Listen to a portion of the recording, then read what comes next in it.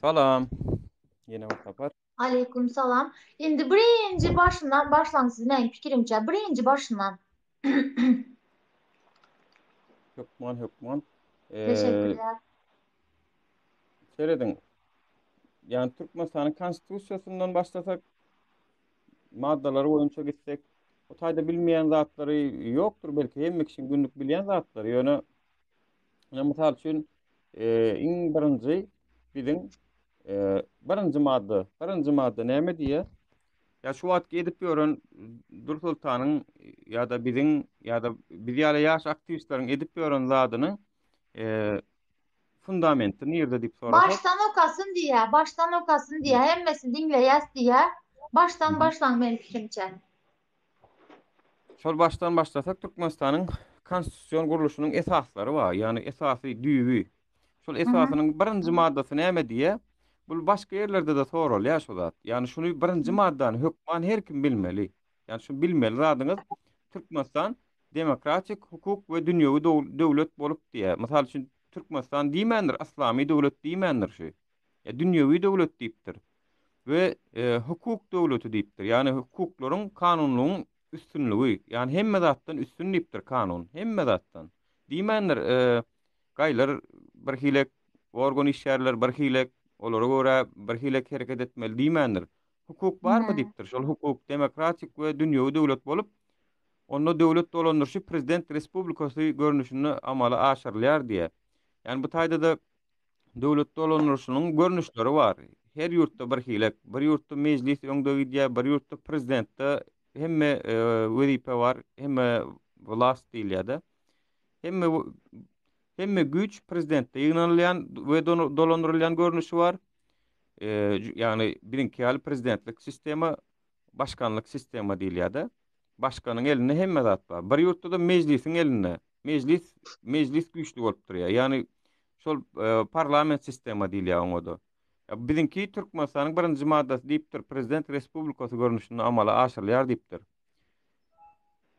Türkmenistan öz çägine häkimetiň hökmürawanlygyna we dollugyna edir, ol içeri we daşary syýasaty öz başdak amala aşyrýar diýär. Ýani diýerler biziň döwletimiz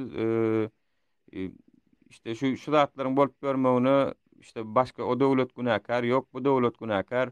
Ýok, olar ýaly däl. Konstitusiýamyzyň içeri we daşary syýasaty öz başdak amala aşyrýar diýär. Ýani biziň Türkmenistanyň hökümeti birinden buyruk alyp iş ýöreden ok. Bir ýurtdan buyruk alyp şoňa görä hereket eden ok. Şoňa görä hereket etmelem däl. Etseýem kanun bozulýar bolýar. Türkmenistanyň Doğru. döwlet öz ygtyarlygy we çägi bütewdir hem bölünmezdir diýär. Yani bu iň esasy aýdylmaz zat. Türkmenistanyň 5 tane welaýaty we şo kartadaky çägi bölünmez we bütewligi birdir diýär. Ýani şo çägi bir diýip bilen ok sen, ýok plan welaýaty, plan ýerik goşalyň, plan nämäni awtonom edeliň, onu ýalana gurrunlar eýem konstitusiýa gawat gelmeýän gurrunlar we munyň jenaýat jogapkärçiligi bar. Eger şolar ýaly çağırışlar edýän adamlara. Şoň üçin Türkmenistanyň döwletiniň garaşsyzlygy, öz ygtyarlygy, çäk bütewligi konstitusiýon guruluşyny goraýar, kanunlugy we hukuk tertibini üpçün edýär diýär. Görşüňiz ýaly konstitusiýon guruluşyny goraýar diýe ýöne misal üçin biziň konstitusiýamyzda erkin gezmek, erkin ýaşamak Türkmenistanyň islenlik çägine, künjegine diýen bir düzgün bar. Han şol ýetirilýärmi? Misal üçin welaýatly baryp Aşgabatda propiska durup bilýärmi, ýazga durup bilýärmi? Durup bilen ok. Ýa-da öz ulowy awto ulowy bilen Türkmenistanyň çägine islen ýerine girip bilýärmi? Aşgabatda salanoklar. Yani şu zatlaryň özlerim ya biziň düplü konstitusiýon gödök bozulmalary bar da bizde. Yani konstitusiýanyň gepin gerçini aýtsak, aýlap gradyndylar diýen ýaly diýseňem boljak da. Hı Ya şu hı. zatlar gidip durka hukumy gözlejek bolýarsa bizem bular ýaly ýurt bilen görüşmek aňsat däl. Bular ýaly häkimiýet bilen. Yani şu häkimiýeti ýem bir günde gelmekde şular ýuwaş-ýuwaş boldy şu zatlar. Ýöne biz şol ýuwaş-ýuwaş ütgödülmeler bolan wagty, kanuny bozulmalar bolan wagty bir hijimi talap etmedik. Ana şoň üçin hem şu wagt inni üçdi. Hemme mesele üçdi iň soňunda. Jemlendi bir ýerde. Yani birinji madda şol okoýşumyz, görüşimiz ýaly. Men bu taýda käbir nemeleri geçirip gitjekine Birleşen Milletler Guramasynyň agdalygy barada 95-nji ýyl 10-njy dekabrda şo zatlar barada aýdyp geçjek konstitusiýamyzda hemişelik bir taraplyk we onuň içeride aşar siýasatynyň esasy bolup durýar diýip. Bir tarapligam aslında näme manyda goňşy döwletler öz arasynda uruş ýa ýene bir zat bolaýan ýagdaýynda Türkmenistan howa ýoluny ýapýaş bolary. Ýani hiç birine ne ýarag berýär, ne howa ýoluny ulandyrýar. Ýani seniň üstünden, seniň howa ýolundan şol ýurdun nemesi geçip bilenok, ýaragly güýçleriniň tehnikasy geçip bilenok, sen gara ýolundanam, howa ýolundanam geçmäge ruhsat berilenok, sen bir tarap men siziň araňyzdaky dawa goşuljak gel, men diňe humanitar kömegi berjek diýip bilýär. Diňe humanitar bolanda da şol medisina, azyk, şonu ýazady berip bilýär. 4-nji madda. 3-nji maddany esasy näme deýin? Türkmenistanyň öz ygtyýarlygy halk tarapyndan amala aşyrylýar diýär. Görüşüňiz ýaly halk tarapyndan diýipdir. Yine Prezident şunu tarapyndan üstüne diýmendir. basıp basıp Okan düşüntürün yine şu maddanı üstüne basıp basıp düşüntürün gayret edin abi. Türkmenistanyň öz ygtyýarlygy halk tarapyndan amala aşyrylýar diýe 3-nji madda. Türkmenistanyň konstitusiýasynyň 3-nji maddasyny açyp okap görüň. Halk tarapyndan amala aşyrylýar diýe öz ygtyýarlygy halk döwlet häkimiýetiniň ýeketäk göz başydyr diýe. Ýani halk kim bolýar? Siz bolýar, biz bolýar. Şu daşary ýurtlarda gezip görän, kösenip görän her bir iýleşimiz, her bir raýatymyz halk bolýar şol. Ýani halk bolanno hojalyklardan emele gelýär. Hojalyklar eger her maşgalalar dagasa, halkda halkam dagaýa. Şoň üçin şu wagtda şu kynçylyklar, krizisler täpli köp hojalyklarda nälik düşünşmezlikler, goh, dawa, jenjeler bolup dur, yeter yetmesilik täpli. Şoň esasynda aýryşýanlaram köp, eger aýalyndan, aýaly ärinden nägile bolup. Ana şu zatlar inha görüşüňiz ýaly döwletiň etmeli zadydy. Ýani häkimetiniň ýeketäk göz başydy. Halk şonu goramaly. Halky goramasaň daşynda bu azak tenekli adam däl. Ýani 100 adam, 200 adam bolsa käşke. Olam däl. Ýani şu bir adam bolsa, ine Amerikanyň bir häsiýeti bar. Haýsy ýurtda bolaýsyn, bir raýaty kösenýän bolsa, şoňa bir uçur iý berip alýar şol. Ol şol öz halkyna goýan hormatyny görkezýär. Oho, biz 1 milyona ýakyn halk daşary ýurtda kösenip dur. Bu bize hiç ýylek gollaw, kömek bereýin diýen düşünjede däl. Ýani men muňa ilçikanalar goşmak islämok. İlçikanalar size dogry düşünüň. İlçikanalar elinden işlat gelen ok. Ýani ilçikanada eli bagly şol prezidentiň öňündäki ministrler ýaly gulluk edara. Olary belli bir derejede düşünýän men şolaryň ýagdaýlaryna. Ýa olar nämesin? Ýani olar prezidente sözüni geçirip bilen oklar. Prezidente sözüni geçirip bilmeýän üçin konsulsda günäkär däl. Belki talap etýändirim biz olaryň içindäki bolup gören nemeleri bilemzok. Talap etýändirim, diýýändirim. Ýöne gynansagam mana şol hemme wezipäniň bir adamda jemlenmegi ziýan berýär. Bir Ova. adamda hemme wezipe, hem goşun generaly, hem meclisiň agzasy, hem ýerine ýetirji organyň başy, ýa-ki ýerine ýetirji häkimet, 3 tane häkimet bar. Kanun çykarjy häkim, kanun çykarjy, ýerine ýetirji we kaziýet häkimeti diýip şu üçsünüň başy bolup oturýar şu wagt. Şu üçsünüň başy bolan üçin şu wagt hemme gulluk, hemme edara, hemme hökümet edaralary eli bagly, eli golu bagly. Şolar hiç da edebilen oklar. Şoň üçin haçan biz halk bolup bir talep edemizde bolun, eýem ýagdaý ütgeýär.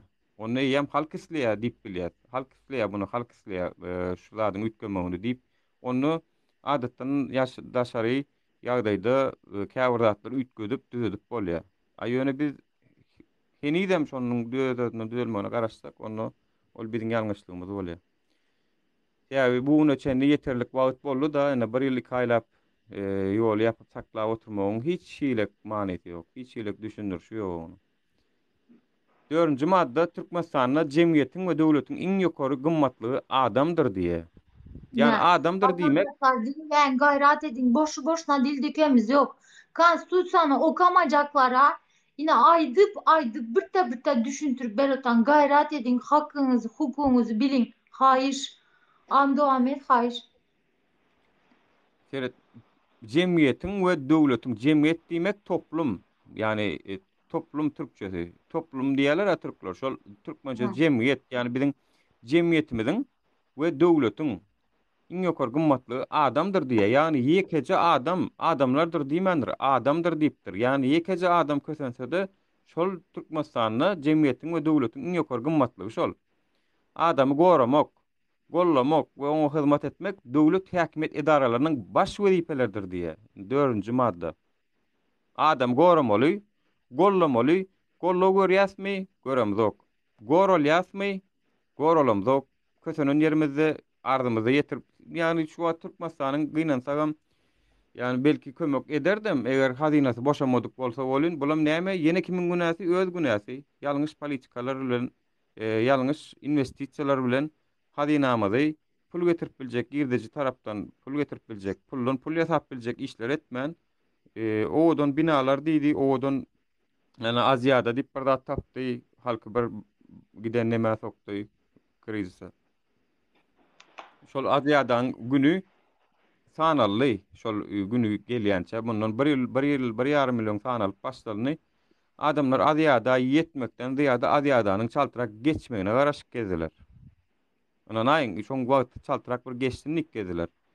Ol Aziýada döwründe de bir aýratyn ullakan maskaraçylyk. Men şu Aziýada gatnaşdym. Käbir bir sansyny bilet alyp gatnaşdym.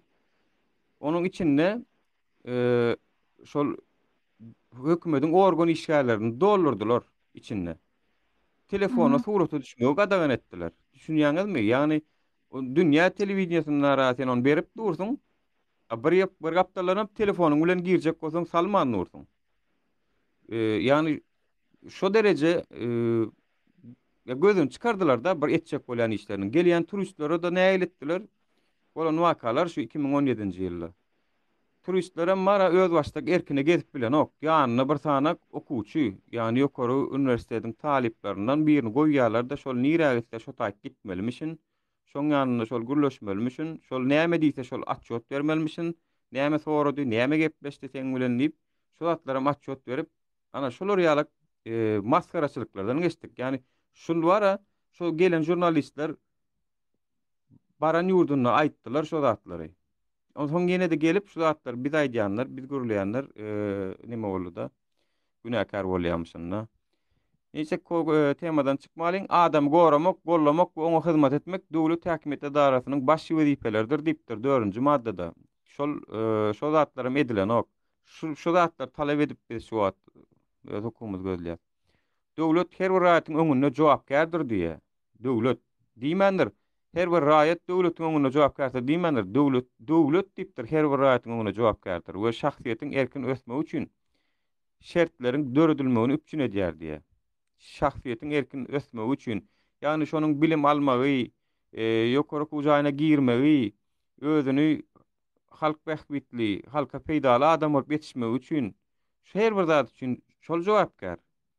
Eger biz şu wagt şu derejä gelen bolsak, şu wagtky ýagdaýymyz nähil bolan bolsa, şoňa hemme zady döwlet jogapkär. Onda şuňa Doğru. çenli gowdurmuş döretmeli ekenler. Halkymyzyň nähili bolmady ýaly öňüni almaly ekenler. Döwlet ýa-da maýyt geçirmeli. 2 ýyl, 3 ýyl, 5 ýyl, 10 ýyl, 20 ýyllyk planlar etmeli. Gidip barýan nemäň öňüni görmeli. Bizde bolun ol kellesi towuk ýaly istena sisýa, ha bärde istena bar eken diýe beýlek sisýa, ha bärde bu taý bar eken şey gidip barýar. Oňa politika diýip bolanok. Politika diýmek ýol diýmek, ýol. Yani bu ýolsuz, ýoly ýok. Ýekece ýol we olam diňe arkada şöhrat diýmeli. Şoňa näme diýsek, şo bolmaly diýilen pikirde gidip barýar. Başla. Vatandaşlar efiri paylaşalı gayret edin hemmemiz. Serediň. Döwlet her bir raýatyň öňünde jogapkärdir we şahsiýetiň erkin ösmegi üçin şertleriň döredilmegini üpçün edýär. Raýatyň janyny, at-awraýyny, mertebesini, azatlygyny, şahsy eldirilmesizligini, tebii we aýra baglaşmasyz hukuklaryny goraýar. Görýäňizmi? Ýani biziň mertebemizem her bir janyň at-awraýyny, raýatyň janyny, at-awraýyny, mertebesini kim goraýar? Döwlet goraýar. Aýony görüşüňiz ýaly efirden oturup Türkmenistanyň içinde oturup Seredin bir zat aýdyn. Biz eger Turkiýede bolsak, biz Turkiýanyň kanunlary esasynda hasap berýändir. Ya biz edil häzir Türkiýanyň territoriýasynda gezýär. Aýony haçan bir Türkmenistanyň territoriýasynda bolamyzda Türkmenistanyň konstitusiýasy we şotanyň kanunlary güýje girip başlaýar. Şonuň üçin Türkmenistanyň içinde oturup konstitusiýany gödök bolup oturan şehi fiýallar mysal üçin hiç il kanun şäher görülmeýän bolsa, şoň özüm suwutnama, şol adamyň elini golunu sallap, eden edip goýany görüp görmeginiň özü eýýäm suwutnama. Şol adamy bolmanyny kadiýetiň öňünde, suwduň öňünde çykyp jogap berenligini halka getirmeli. Yani kanunyň barlygyny eger suwd etjek bolsalar. Her bir raýat konstitusiýa we kanunlar bilen öz üstüne ýüklenilýän borçlaryny ýerine ýetirmek üçin döwletiň öňünde jogapkärdir diýär. Görşüňiz ýaly her bir raýatyň hem öz borçlary bar, konstitusiýanyň we kanunlar bilen öz üstüne ýüklenilýän borçlary. Ýani bizim öz üstüne ýüklenilen borçlarymyzdan bar hiç zat etmän oturmagyň özem ýalňyşlyk. 5-nji madda Türkmenistanyň her bir adamyň durmuş taýdan gorowlugyny kepillendirýän döwletdir diýär. Ya durmuş taýdan gorowlugyny kepillendirýän döwlet diýmek senin sosial problemalaryň bary bolsa, işsizlik, mysal üçin işden kösenýän bolsaň, sana iş bilen üpçün etmek ýa-da iş tapýança sana işsizlik hakyny tölemek we senin saglyk ähtiýaçlandyrmaň, medisinski golluk almaň şolar ýaly durmuş taýdan gorowlugyny kepillendirýän hem döwletdir diýä ýöne içiňizde gören ýokdur. Şo kepillik borcuny ýerine ýetiren biz göremzok. Yani men işsiz oturýarym, işsizlik hakyny alym, aýlygyny alym diýen men Türkmenistanyň içinde raýatyny tagawat gelemok. Ol bu tagan oňa Türkmenistan ýol ýapyp şoň üçin açyk görülýär diýär. O bir de açyk görüläs nesip bolsa oň üçin hiç ilnemäňiz bolmasyn. 6-njy madda Türkmenistanyň döwlet häkimiýeti kanun çıkarıcı, yerine yetirici we kaýat häkimiýetlerine bölünýär. Olar bir-biri bilen deňaramlaşdyryp öz başda hereket edýärler diýär. Yani seredin şu madda Türkmenistanyň 25.09.2020-nji ýyl konstitusiýon kanun esasynda aýrylan ýazygy ýa-da. Yani Türkmenistan aslında 3 tane häkimiýet tarapyndan deňaramly öz başda hereket edýärler diýär. Kanun çıkarıcı, ýagny meclis, deputatlar, yerine yetirici, ýagny Türkmenistanyň Dem partiýasy, Türkmenistanyň dolandyrjysy, ýagny ministrler we prezident, olar hemmesi, şolaň hemmesi yerine yetirici bolup gidýär we kadyet häkimiýetlerine bölünýär. Kadyet öz başda bir içinde guruluş bolup gidýär. Meclis deputatlar öz başda yerine yetirjem hökümet, ýani hökümeti dolandyrýanlar. Görşüňiz ýaly biziň şu yerine yetirici güç guruluş beýlik ikisini öz içine alıp ýutdy şu wagt. Yani kanun çıkarıcıyna minni özü meclisin agdalygyna agdalygyny goýup dünýäň gonukda eş görensiňiz watan habarlaryna kadyet häkimiýetlerine bölünýär. Kadyet häkimiýetleri minni ya häkimiýet şoňa mady. Şolam häkimiýet. Yani kadyet edarasy diýmendir. Kadyet gullugy diýmendir. Häkimiýet diýipdir. Şol bir häkimiýet. Şoňa hiç kim üstüne buyruk berme haky ýok. Näme üçin kadrlaryň eňleşiginiň yani geýän eşiginde neme ýok, ilik ýokdur. Ya şol kadyet hiç wagt hiç kim öňüni yapmaýar, öňüni iliklemeýär. Hiç wagt. Şoň üçin hem kadyet häkimiýetleriniň eňleşiginde ilik bolmaýar. Şol ýakaly nemeleri bardy, şoň ady bar, eşiginiň ady şu wagt ýadyma şonu. Şolam bir häkimiýet, şol isleýän adamsyny çağıryp öňüne oturdup sora bermä hukugy bar aslında. Ýöne gynansaňam şolam ýok. Yani şu üçüsiniň arasy deňaramly işlemeli diýilip ýazylan konstitusiýon maddanam aýyrdylar. Näme? Kime bäh bitli şonu aýyrmak? Kime bäh bitli? Oturup pikir edip görüň. Diňe prezidente bäh bitli şonu aýyrmak. Şoň üçin hem ana görüşüňiz ýaly 25-nji sentýabrda 2020-nji ýylda aýyrdylar şol maddany. Aýyrtdylar has dogrusy. Onu meclisiň öz erkinde däl, onu hemme strukturaň eline digini görüp duransyňyz, şoň üçin hem isleýän maddasyny aýyrdyp, isleýän maddasyny goýdurup otyr. Näme üçin bize hiç Tek almak döwlet sadece bir garaşdyrmaly minut, tamam, bir minut. Maksadı zaten indirip bilersiniz. Google'a yazın Türkmenistan'ın Konstitusiyası 2020 yazın. Taze konstitusya Men ay çıkar şöyle nasıl yok. kaçırabilirsiniz. Yok, nime öwredöýün men Minjust.go.tm diýip sayt bar. Minjust.go.tm Hı diýip hı. sayt bar. Türkmenistanyň Adalet Ministrliginiň saýty. Şo taýda kanunlar bardyr. Şo taýda hemme nimeler bar. Hemme kanunlar. Mysal üçin Türkmenistanyň administrativ hukuk bozulmalary hakynda kodeks bar. Türkmenistanyň raýat kodeksi bar, gümrük kodeksi bar, jenaýat kodeksi bar. Düşünýäňizmi? Türkmenistanyň zähmet kodeksi bar.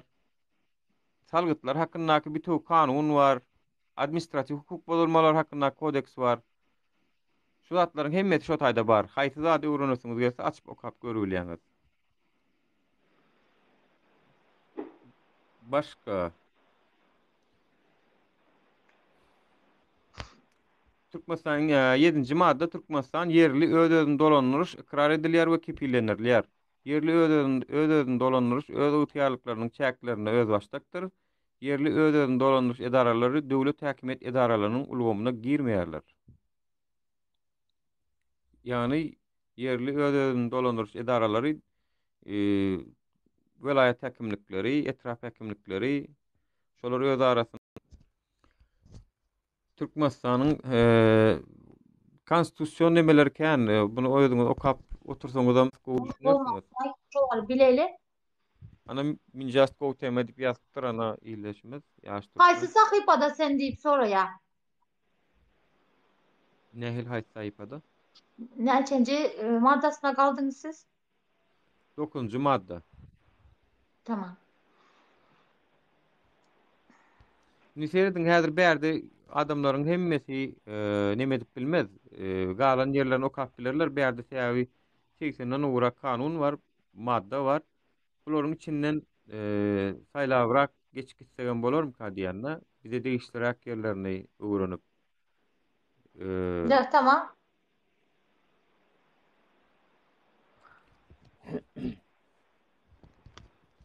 ýeri 13-nji madda diýipdir. Döwlet adamyň we jemgyýetiň bähbitlerine ykdysady işi düzgünleşdirmegi amala aşyrýar. Ähli halkyň awadanlygyna durnukly ösüşi üpçün edýär diýär. Barmy şol şu wagt bizde? Yok, yani halk avadan mı, yani halkın alım gücüne hile mağazine ödenne aylığı alyan rahmeti bilen şonun mağazinaki karşılığı ne hile, yani durnuklu ösüş var mı bizde? Yani şu zatlara seyredip görseniz, şu zatlara seyredip görseniz şu maddelerin haýsy tarapyny elleseň şu elinde galýar da, haýsy zadyny açyp okasaň şu konstitusyon nemelerde gowy zatlar ýazylypdyr. Ýöne ýerine ýetirilen.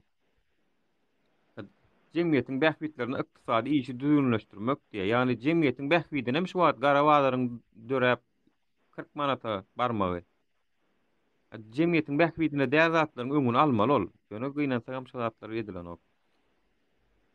14-nji madda diýe, yer we yer asty baýlyklar, suwlar, ösümlik we haýwanat dünýäsi şeýle hem beýleki tebii baýlyklar Türkmenistanyň umumilli baýlygy bolup durýar, döwlet tarapyndan goralýar we rejeli peýdalanmaga değişlidir diýe. Görşüňiz ýaly, misal üçin bizim gazymyz, neftimiz, çykýan yer asty baýlyklarymyz, karbamid, kükürt we neft önümlerinden çykýan çyýmalar, polipropilen, polietilen, şolar ýazatlar. Bizim umumilli baýlygymyz. Diýmendir ýegenleriň baýlygy diýmendir şo taýda. Yani prezidentiň şahsy emlägidir diýmendir. Ýöne şol ödem döwlet tarapyndan goralýar diýe we rejeli peýdalanmaga değişlidir diýe. Şu wagt Türkmenistanyň içinde her bir pul gazandyrýan, pul getirýän, pul girdeji gazandyrýan strukturalaryň hemmeti hökümetiň ýaranlary bilen eýlenen. Yani şolaryň ruhsaty bolman, şolaryň ruhsaty bolman hiç saýt edip bolanok. Bazat aljagym bolsaň, satjagym bolsaň, eksport etjegim bolsaň, import etjegim bolsaň şolardan soraşyp etmesen. Şolar ruhsat bermese edibilen o köp zady. Bunu bilýän bilýär.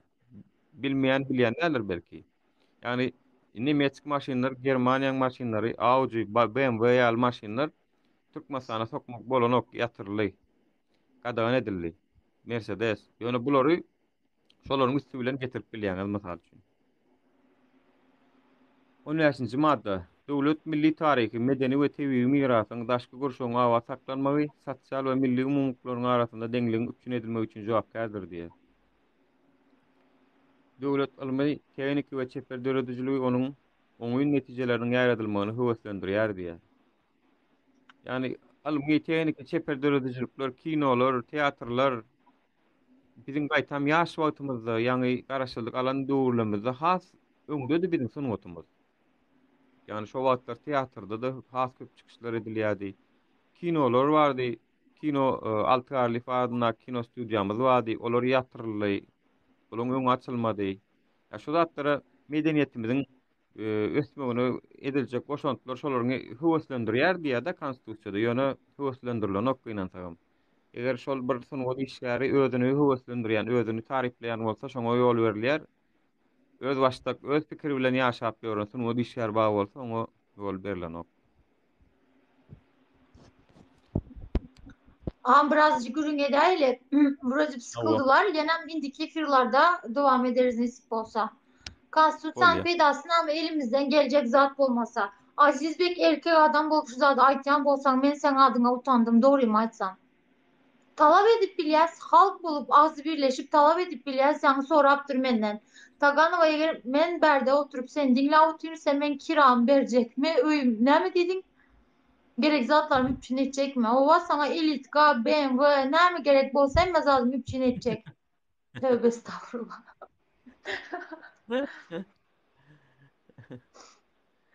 Güldürýärler käwat edip, sag bolsunlar gelip güldürip dursunlar. Şu taýda Gurbanuly Berdimuhammedow inşallah soňuna çenlen prezident bolar. Firuza hawa size bähbitli ýeri bar bolmaly diýmek. Siz şolar ýaly görüňler edýäňiz. Halkyň peýdasyna däldi görnüp dur. Bu edýän görüňlüňiz. Şonuň üçin hem ýani Ferhat biz güýçlenýäs. Ýani şu zatlar talap edip başlaýar bolyn, olaram güýçlenýär. Görýäňizmi? Ýani aslına seretseň şu wagtky şu bir kanun hereketleri dolandyryp oturanlar öz wezipesini ýaltan ýerine ýetirip oturýarlar. Seredin efir açsan gelip ýazyp diýip şolar öz wezipesini dolu we dogry özlerçe dogry berjaý edip oturýarlar. Seýäbi biz häzir öz düzgünimizi gurmak istesek olan pozulýanlygyny düşünip oturýarlar. Näme üçin Doğru. biz kösenýän tarap öz wezipemizi ýerine ýetiremdik. Olar wezipesini ýerine ýetirip oturýarlar. Şu taýda bir Firuza diýip bir ýyldaş bar. Gelip misal üçin Gurbanuly soňuna çenden bolsun nip ýazyp bilýär. Ýani näme üçin biz şular ýaly ýerde ýanky ýaly ýazýanlara jogap berip ýa-da şolaryň nemelerini birazjyk halkyň içinde kanýaşny olaryň häzir akkauntyny açyp görseň bir sany video da ýokdur, özüni tanıtýan, özüni görkezýän ýöne olaryň amasyny bir tarapdan gorkup hereket edýändigini görse bolýar da. Diňe halk däl Seýäbi bizim gorkarar adamymyz ýok. Biz kanun tarapdan çykamyzok. Biz owurluk edemizok. Biz halkyň hakyna miýemizok. Halkyň hakyny ýanam şolar. Ine konstitusiýalyň bozulýandygyny görkezip oturýar. Bozýanam şolar. Şoň üçin görşüňiz ýaly hukumymy bileliň ilki soň hökman gerekýär bolar. Şimdi bir berde bir komentarya baram sen şonlar özüňe bir komentarya koşar. Hemme zadyň normal bolsa boldy, bay garip hem ýerde bar diýär.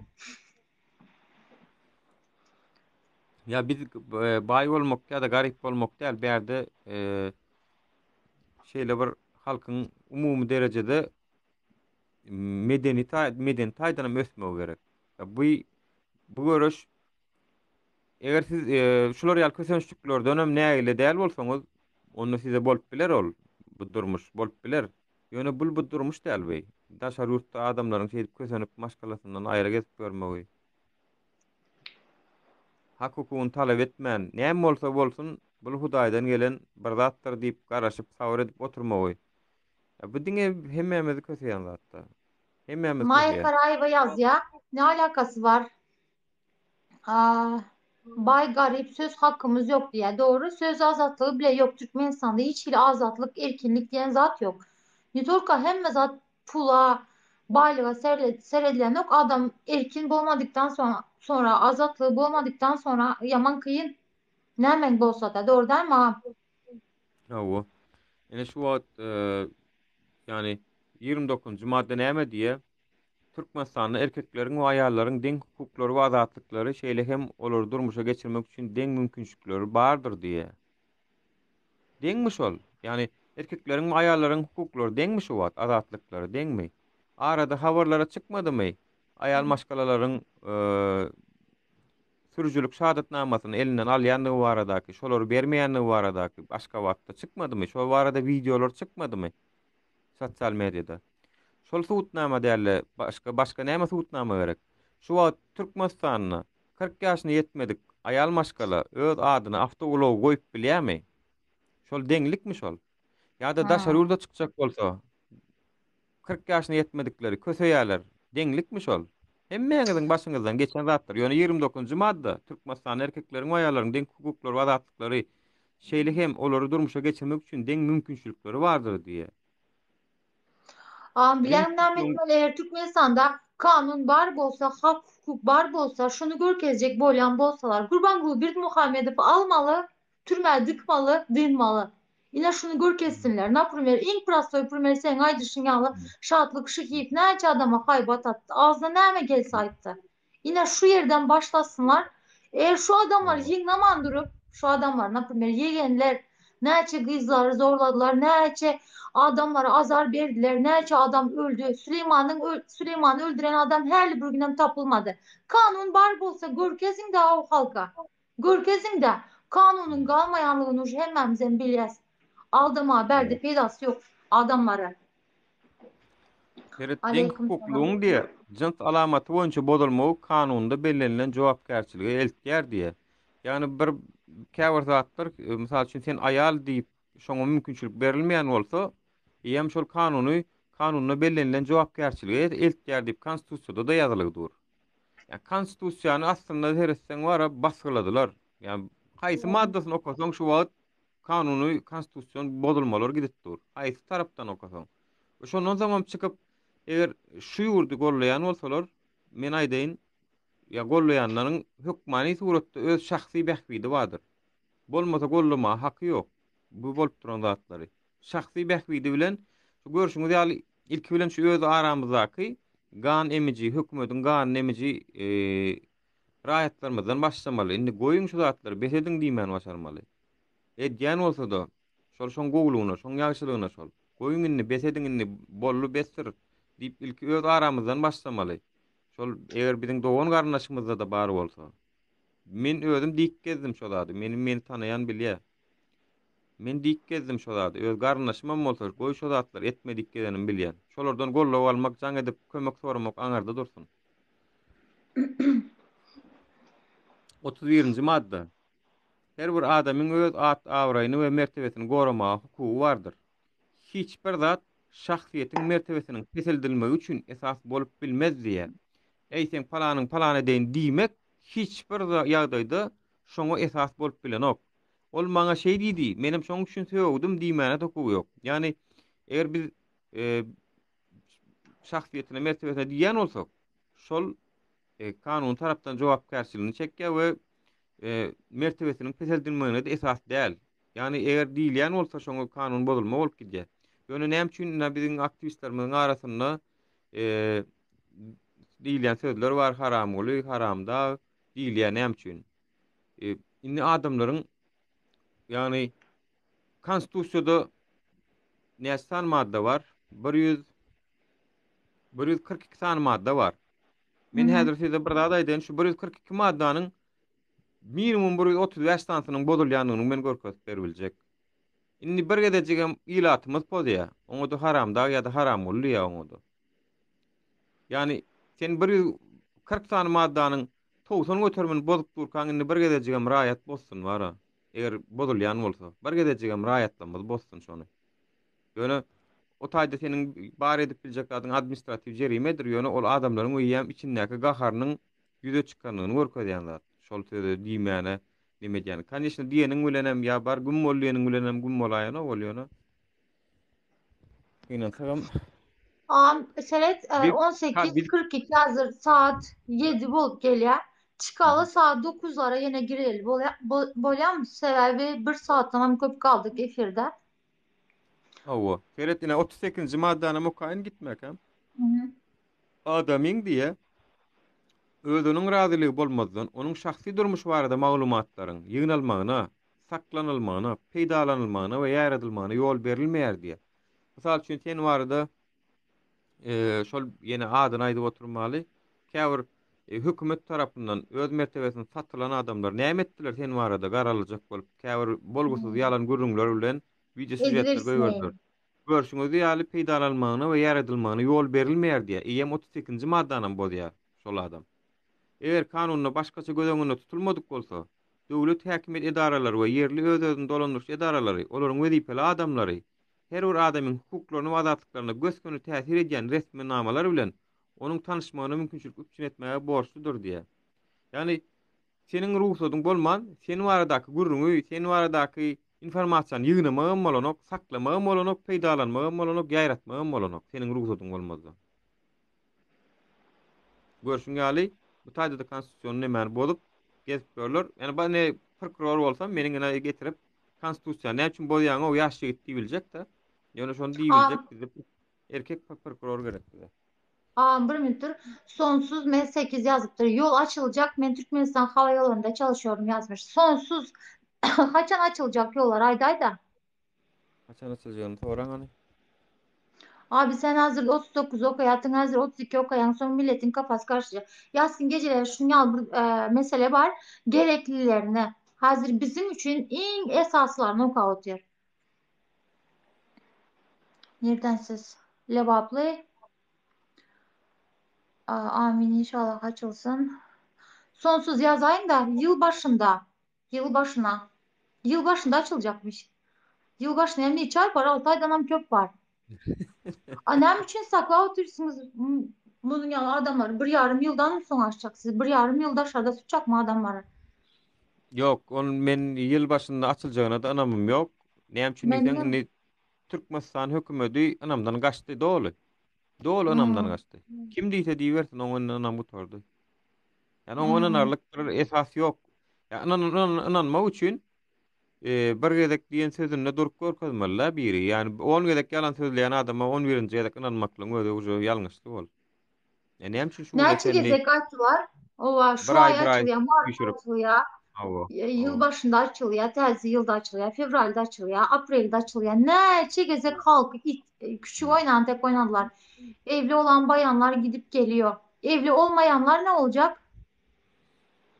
Evli olanlar nädip gidip gelýär men düşünemok. Näl biz biziň näme Yok üçin o halkyň gelenler näçe habar. boldu doğru aydotan bir iki reis geldi. Türkmenistan'ın içine gidip gelip bilmeyen berde Türkler bilen evlenen Türkmenistan vatandaşlarımız gelin kızlarımız geldi doğrudan ha. Gelemekte köp zat öğrendik bizler onlardan. Tolka mesleğe şuna aydayın. Başkalarına ne getirmeye ne vermeye ruhsat veren yoklar. Sonra neden yenen bir samolyot geldi. Şu samolyotta gelen adamların her kaysına 4.000 dolar vizat kalıptırlar. Öz yurdundan sadece prost bilet alıp başka yurda çıkmak için 4.000 dolar vizatka verip son çıkmalı. Öz Şu 40 yurdundan. şu 42-nji 91. maddany mokaýyny. Hı Ine şu hı. wagt her bir adama pikir we söz azatlygy kepillendirilýär Yok diýe. bak. Evet, pikir we söz azatlygy kepillendirilýär. 42-nji madda hiç kimiň adama öz pikirini erkin beýan etmegini gadagyn etme, şonuň ýaldy onu kanuna laýyklykda ýaýratmaga päs gelýärme hukuky ýokdur. Yani biz şu wagt konstitusiýany öwrenip oturýarys we kanuna laýyklykda şunu ýaýradyp oturýarys. 42-nji madda biziň şu wagt edýän işimizde bize hukuk berip oturýar. Indi mysal üçin biz Türkmenistanyň içinde bolsadyk da Hı elbette hı. bizde kanuny ýok, kanunlarken yani kanuny ýok, dilden kanunlarken şoň üçin hem bizde etdirmeýärdiler bu lefiri Türkmenistanyny. Şoň üçin hem köp sag bolsun birine daşar urt edebilýär. Hiç kim özüniň pikirini we önem itiqadyny beýan etmegini ýa-da olardan ýüz döndürmegini mejbur edip bilmez. Yani sana hiç kim diýip bilmeýär. Yok, sen olar ýaly pikir etme. Şular ýaly pikir etip seni zorlamaga hukuky ýok. Sen ana näme bir pikire? Türkmenistana demokratik ýurt dälip ana näme mysal üçin? Seniň şol ýaly pikir etme hukugyň bar. Sana diýme hukuky ýok. Sen näme üçin watana garşy gidýäň? Sen näme üçin watan näme diýip? Ol uje ana şu taýda görkezýär. 42-nji maddada sana diýme hukuky ýok şol. Her bir adamyň Türkmenistan'ın Konstitusiyasının 42. maddesi vatandaşlar yadınıza saklan. hawa. Yani hökümet tarapyn, kanun tarapyndan gorulýan gaýry sırlardan başgasyny ýani maňa şehifiň diýen bir dady bar ha. Hökümetiň syryny Hı, diýe daşaruda satmak watan dönükligidir diýdi, bilýäňizmi? Ina şu doğru. aýda näme diýe? Her bir adamyň döwlet ýa-da kanun arkaly gorulýan gaýry sırlary özünde saklaýan maglumatlardan başga maglumatlary kanunna gadagan edilmedik usulla erkin gözlemäge, almaga we ýaýratmaga hukugy bardyr diýe. Görşüň ýaly hökümetdäki Vatan dönücü magazin gelmiş. yok. Hökümet magazynyň öňünde oçurtpa mysal üçin. Şonu ýaýratmak Hı, hiç ile kanunyň syry däl ol diýär. Kanunyň ýani hökümetiň ýurdun syry däl ol. Ýani ýurdun syry köşede ýatan ok. Ýurdun syry her kimin gawat gelen ýerine ýerde ýaýrap ýatan ok. Kanun tarapyndan gorulýan syrlar mysal üçin ýurdun strategik alýan maslahatlary, eee howpsuzlyk geňeşinde alynan kararlar, o taýlarda tagam raýatlar baranok, o taýlarda ýok raýatlar. O taýny tagam bilenok, raýatlar näme karar alyndy, o howpsuzlyk geňeşinde nähili maslahatlar geçirili, onu şeýle-de raýatlaryň bilmäge hukugy ýok. Nirden bilsin? Telewizionyada da doğru. aýdylanok, howpsuzlyk geňeşindäki eee nemeler, ministrler kabineti arasynda maslahat edýärler-de şonu edýärler. Dogrymy? Yani Doğru. şondan gaýry sırlar diýe-de erkin gözlemäge de almaga da we ýaratmada hukugy bardyr diýe. Mysal üçin bir çörek oçurdy baý bolsa şonu alyp internete goýýarlar bolun, ana watan dönügi näme? Ýok, ol halkam düşünip oturlar, men şo sözden Vatanı dogry maskara maýtdym. ettiniz. Vatan dönüğü şu Hmm. ýagdaýa vatanymyzy şu ýagdaýa getirenleri maskara eden ok. Halkymyzyň Hmm. kynçylygyny görkezip şu zatlara birazcık bolsa da çäre gözleýän adamlara vatan dönügi, vatanyma Hmm. satýaňyz, vatan töbe Hmm. estağfurullah. Vatan satmak Ine näme seredin. diýmek? Ine seredin Abi 43-nji bir madde minut, bir näme minut diýer? bağışla. Bir minut bağışla, bağışla. Berde bak ne diyeceğim kardeşim. Benim pasaport oluyor. Yollar kapalı. Ne yapsam olur bilgi versene kardeşim. 2-3 ay bitmesine 2-3 ay kalmadan hemen başvuru yapın. Bir dilekçe verin konsolosluğa. Gidip de tapşırıp bilesiz. Gelip de pardon zaten kargodan hem verip bilesiz. Kargodan verseniz hökman şu kargo zat beret size talon beret şunu alıp koyun yanınızda. Tolka pasport vermediler. 6 aylık uzatma ber oturttular. Fakat yollar açılınca şonu kitek yollar açılansın Türkmenistan'a barıp tezelemeli bolasız. Normalde Türkmenistan konstitusiyasına layıklıkta bize kaysı yurtta bolsalam bizlerin pasportlarımızı tezelemek mecburiyetinde. Yine Türkmenistan'ın hükümeti şu yerde de Türkmenistan rayatlarının kanunlarını bozuyor. Maalesef ki. Seret şeýle bir Ahmet zat bar-da. Seret şu wagtyndan gelip pasportynyň soragy torýa, şo näde bolmaly, näme etmeli diýip her kim seret bir test geçirilipdir Ýewropada. Yani adamlar in köp bir zadyň uju özüne degse, diňe şonda herekete geçýär. Mysal üçin, şonu ýaly bir test geçirilipdir bir restoranda. Bir oğlan, ana aktyor ol, beýlekler, yani iki tane aktyor wa bir oğlan başga biriniň ijek bolan gamburgerini mınjırat ya oğluna azar berýär. We şo taýdak iý içip oturan adamlaryň beýlekleri sesini çykaranok. Ondan biri gelýär-de bil zakat berýän kızady. Maňa da bir şular ýaly bir gamburger diýip bolun. Bu gamburgeri alyp taýin bolanyny aşpez mınjyradyp berýär. Ýani edil şol oglanyň başga birine edişi ýaly edip mınjyradyp berýär öz öňüne. Gözüniň öňüne edip berýär onu. Näme üçin beýtdiň diýär bu ýanky müşteri. Näme üçin sen maňa diýär bu gamburger mınjyradyp berdiň diýär bolun. Diýär siz diýär ana öňüňizdäki biri edip durka siz şoňa sesini çykarmadyňyz ha diýär. Yani adamlar bizim öz durmuşunu değişti bolsa sesini çıkar ya. Başka bir kösent duran bolsa. Diňe şoňa seyretmek bilen jogapkärçilik çekýär özüne. Diňe doğru. seyretmek bilen. Ana şol Doğru. bizim kemçilik yerimiz, bizim Türkmenistanymyzyň hem halkymyzyň hem kösenen ýerinde biriniň ýanyna bolmagy başarmasaňyz, ertesi gün sizin kösenen ýeriňizde de başgalar bolmaz. Şonu ýatdan çykarma. Resul Gurbanov ertek aýdyp berýär. Resul Gurbanov sen ayakmayan zatlar aýdyp berýär. Bilen konstitusiýany aýdyp berýär. Konstitusiýa haklarymyzy öwrenýäs. Hep beraber. Yani 74 adam var berde. Hemmemiz vatandaşlarımız bilen toplanışıp nähili haklarımız barlygyny öwrenýäs. Her gün şunu ýazatlara etjek nesip bolsa. Ama da 43-nji çıkalı madde seret. astasına Iň soňky maddany maý diýip çykaly bolan bir sözlem. Yani raýatlara diýe 43-nji madda raýatlara kanunla belirlenen tertipde ýygnaklary, ýygnançyklary, ýürüýüşleri we beýleki köpçüliklerini çäreler geçirmek azatlygy kepillendirilýär diýe. Ýagny hiç diýmändir. Siz köpçüliklerini bolup çykyň-da agdyrlyk bilen bir zat talap ediň. Talap etmeňizde päselçilik ýok. Konstitusiýon tarapdan. Görşüňiz ýaly şoňlam azatlygy 43-nji maddada berilipdir. Anmaýan bolsaňyz açyňda okap görüň. Yani kanunla belirlenen tertipde ýygnaklar, ýygnançyklar, ýürüýüşler we beýleki köpçüliklerini çäreler geçirmek azatlygy kepillendirilýär. Ýöne kanunla belirlenen tertipde, ýani gitmeli, ruhsat almaly, şol zatlar etmeli, ýöne oňa gynansaňam päselçilik çykarýarlar.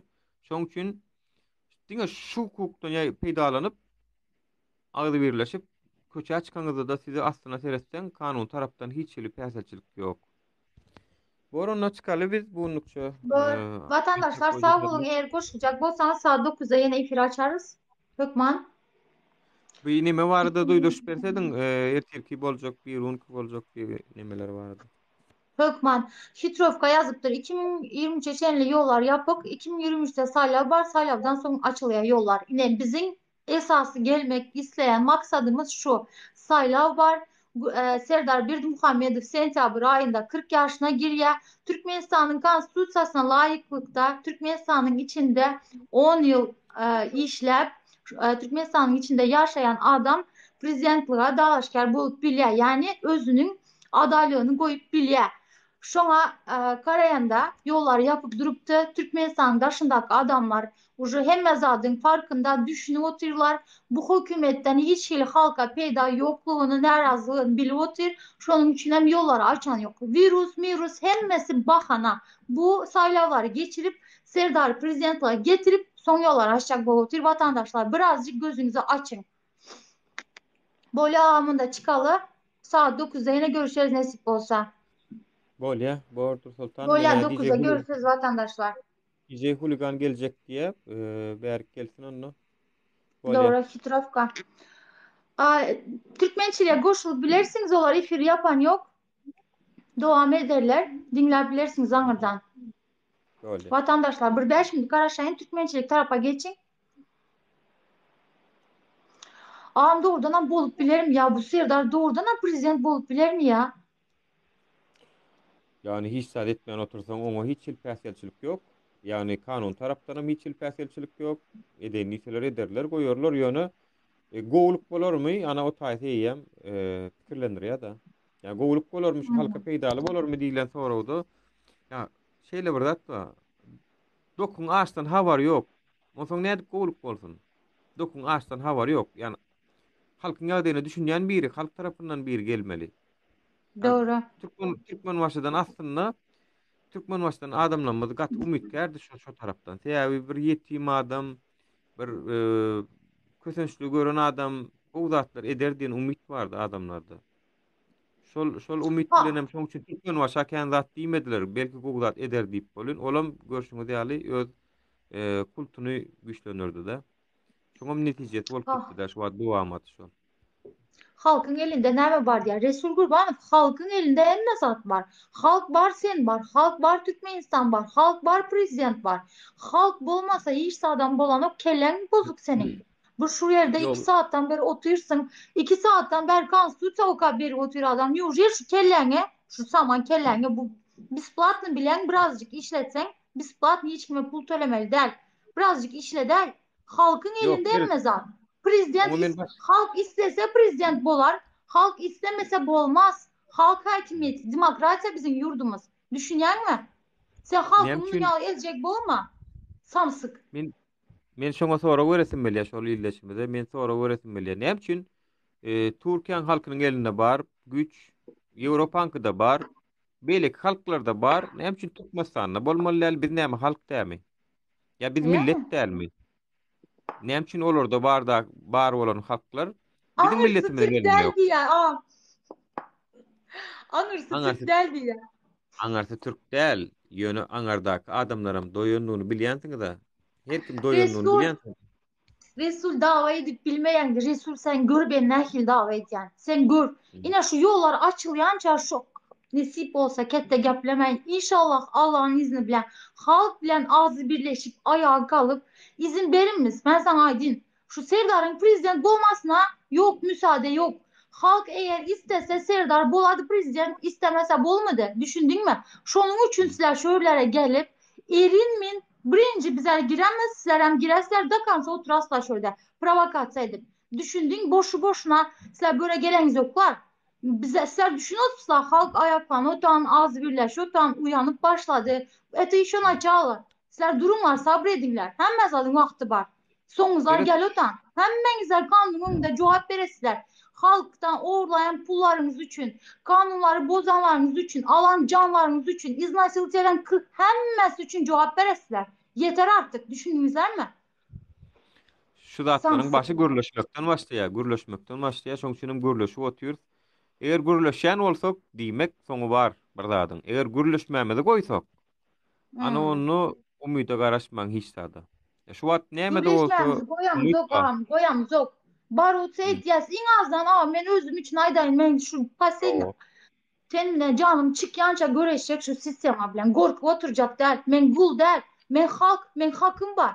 Men adam, beni bunun ya türmede saklama hakkı yok. Men çağım geleceği söz konusu. Bu oğrular, bu vampirler men çağımın, men kardeşlerimin, men gelecekteki olacak torunlarımın hemmesinin hakkını orada oturuyorlar. Men ne için idireyim? Men ne için idireyim bu Ýok. adamlar hakkımızı? Her adam özü için göreşsin. Nereden korkup otursunuz adamlar? Kanunu bir ayda bir otur 2 saatten beri bir sağnap ayda bir otur. Nerçe sanı kanun bozulan bolsa. Nem için özünüzün hakkınız, hukukunuz talep edip bileniz yok. Burası elinizde zincir yok. Hemmemiz birlik bolsak bir adamın öyüne barar, 2 adamın öyüne barar, 100 adamın öyüne barar. Minlep, 2 minlep, 100 minlep çıkan adam var. Bolandır sabredenimiz. Hakam kalmadı, hukuam kalmadı, azatlığım kalmadı, maşkala da kalmadı, çağa da hiçbir şey kalmadı Türkmen'de. Bağışlarsınız yöne doğrudan ama Ýok. hazır ki gelen yağdayınız şu.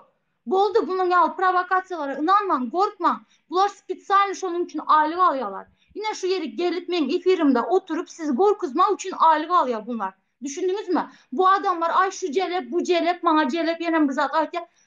Celep adam bilen bedenini satıyor. Siz ruhumuzu sattınız. Ruhumuzu, siz halkınızı sattınız. Düşünüyorsunuz mi? Siz vatana dönüklük ettiniz. Oğrular. Kaharın Yani getiremek. Ağam ben ruhy çıktım.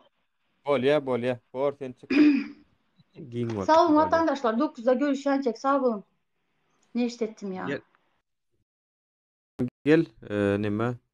Yani ýa dogry zat aýdyp geçdi şu mertebesini satjalar köpüs, ruhun satjalar bara. Ruhun satjalar. Ya ol beden satmakdanam has aýyp däme ruhun satmak. Bir däre satamzok, satmaýanlygymyzam görkezýär. Eger dym oturýan bolsak, şolam belli bir derejede heme satýanlygymyzy görkezýär. Hemem ilki özümüze anamyz ýok. Ilki adam özüne ananmaly, ilki bilen. Ya anamyň ýok bolsa, bolmanan bir zatyň ütköjegine hiç wagtam garaşma. Eger anamyňyz ýok bolsa, bir zatlar ütgär diýip kelläňizden hem geçirip oturmaň, ilki özüňizden başlaň. İlki öz kelläňizden başlaň. Näme üçin ütgemelläler diýip soragy beriň özüňize. Näme üçin şu zatlar ütgemelläler?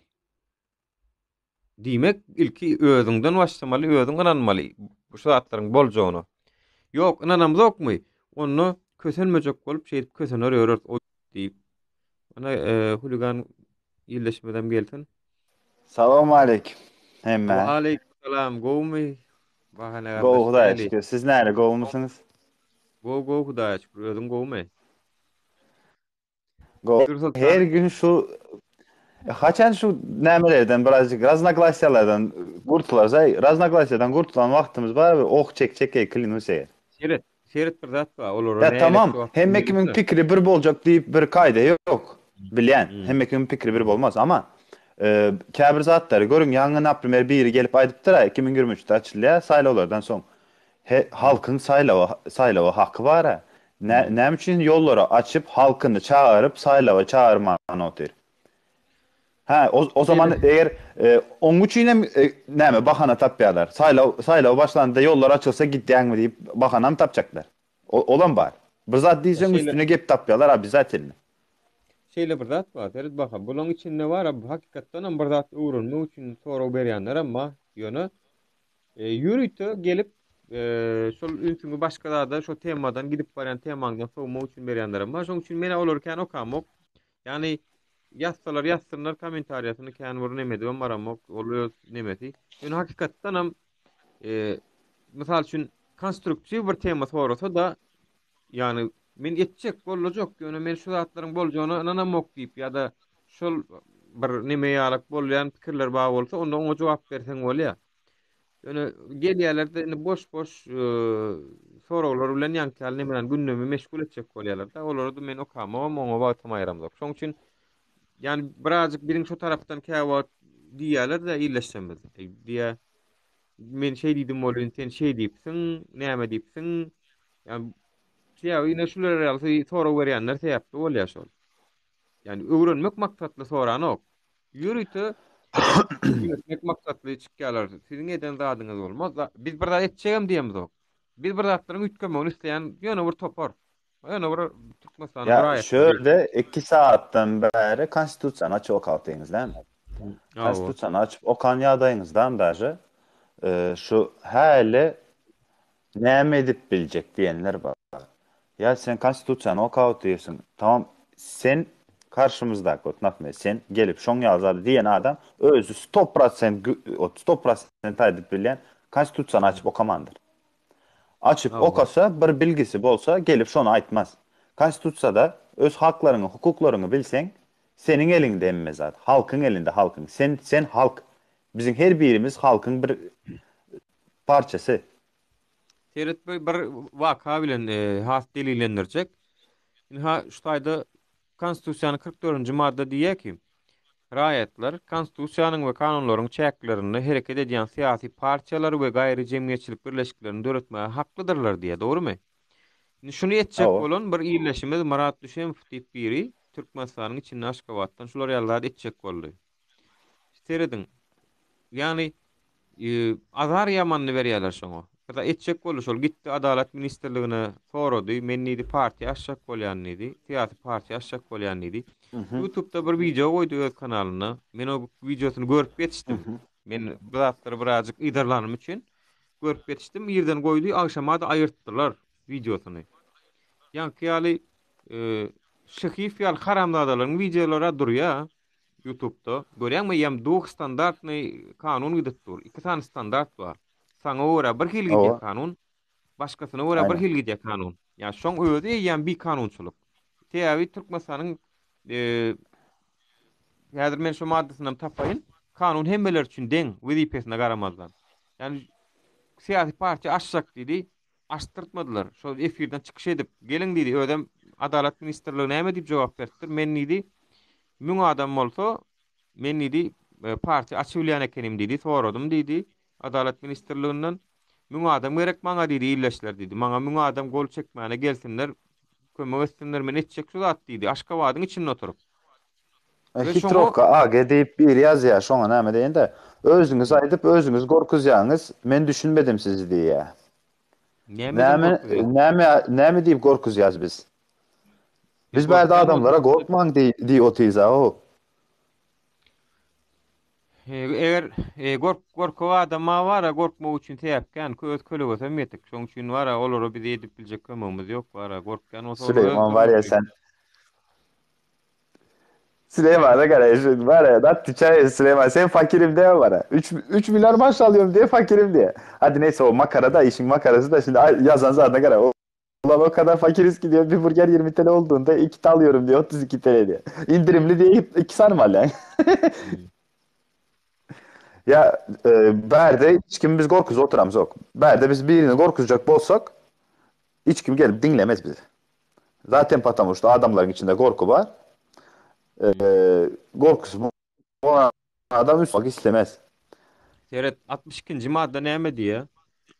62-nji madda adam öz özüne we ýakyn garnaşlaryna garşy görkezme we düşündürüş bermäge mejbur edip bilinmez diýär.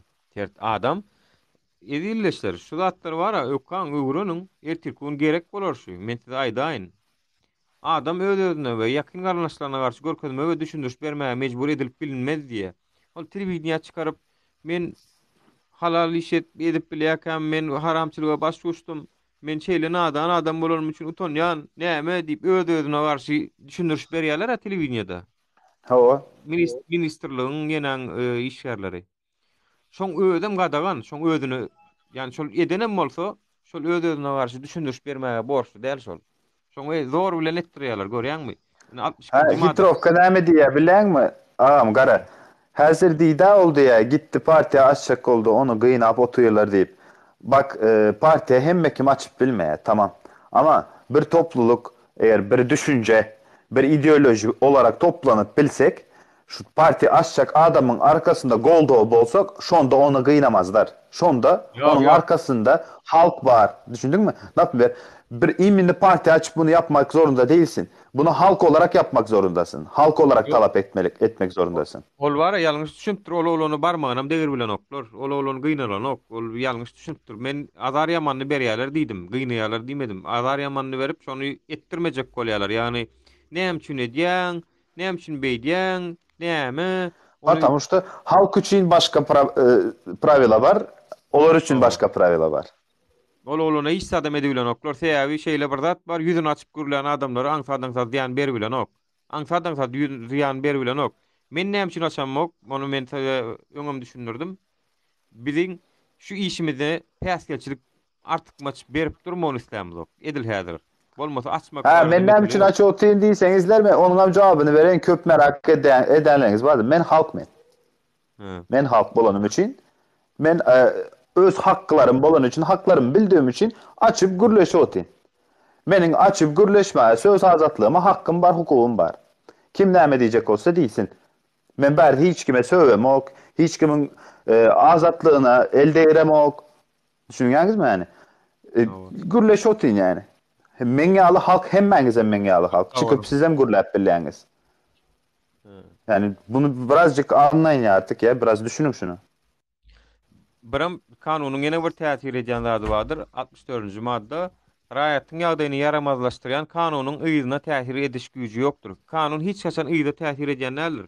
Mysal üçin şuun bir kanun çykan bolsa, senem bir zady gadagan eden kanun çykan bolsa, sen şondan öň eden bolsaň, şo kanun seni şondan öň edeniň üçin şoňa täsiri ýok. Kanun çykanyň gününden bärik dowam edýändir. Yani kanunyň şonu ýalak nimet düzgün bardyr. Ýa-ni meni men häzir bir muttin nimet tapayın men häzir. Kanun goňun hemme kişiň deňligi barada. Yani käbiriniz pikirde oturýar, ay bu bilet samsyk, istediğini edip özünü näme etjek olar. Oň ýazat ýok. Men berde çıkıp hiç kime käýin söz aýdamok, hiç kimin arkasından gürlämok, hiç kime bir zat diýjegim bolamok. Men sadece öz haklarymı, hukuklarymyň tarabynda durup, öz hak hukukumyň näme düşündürsen türkmençede onu. Hak hukuklarımın içinde hareket edip oturayım. Hak hukuklarımın daşına çıkamok men.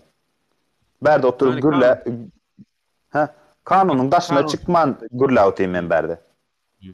Kanundan çıkman ederiň edip bolýar, kanundan çıkan ok dendi. Ýöne biz yani men şu wagt haýsy maddany okasam bozalyp otyr görüşüňiz ýaly men suwut berip otyryn. Yani suwutnama bilen. Haýsy maddadan tutsaň şu wagt bozalyp Şu şonu aýda oturayım menem konstitusiýany alıp açıp okasalar en azından haýsy kanunlar, haýsy nämeler bozulandygyny düşünerler ama açıp okan oklar.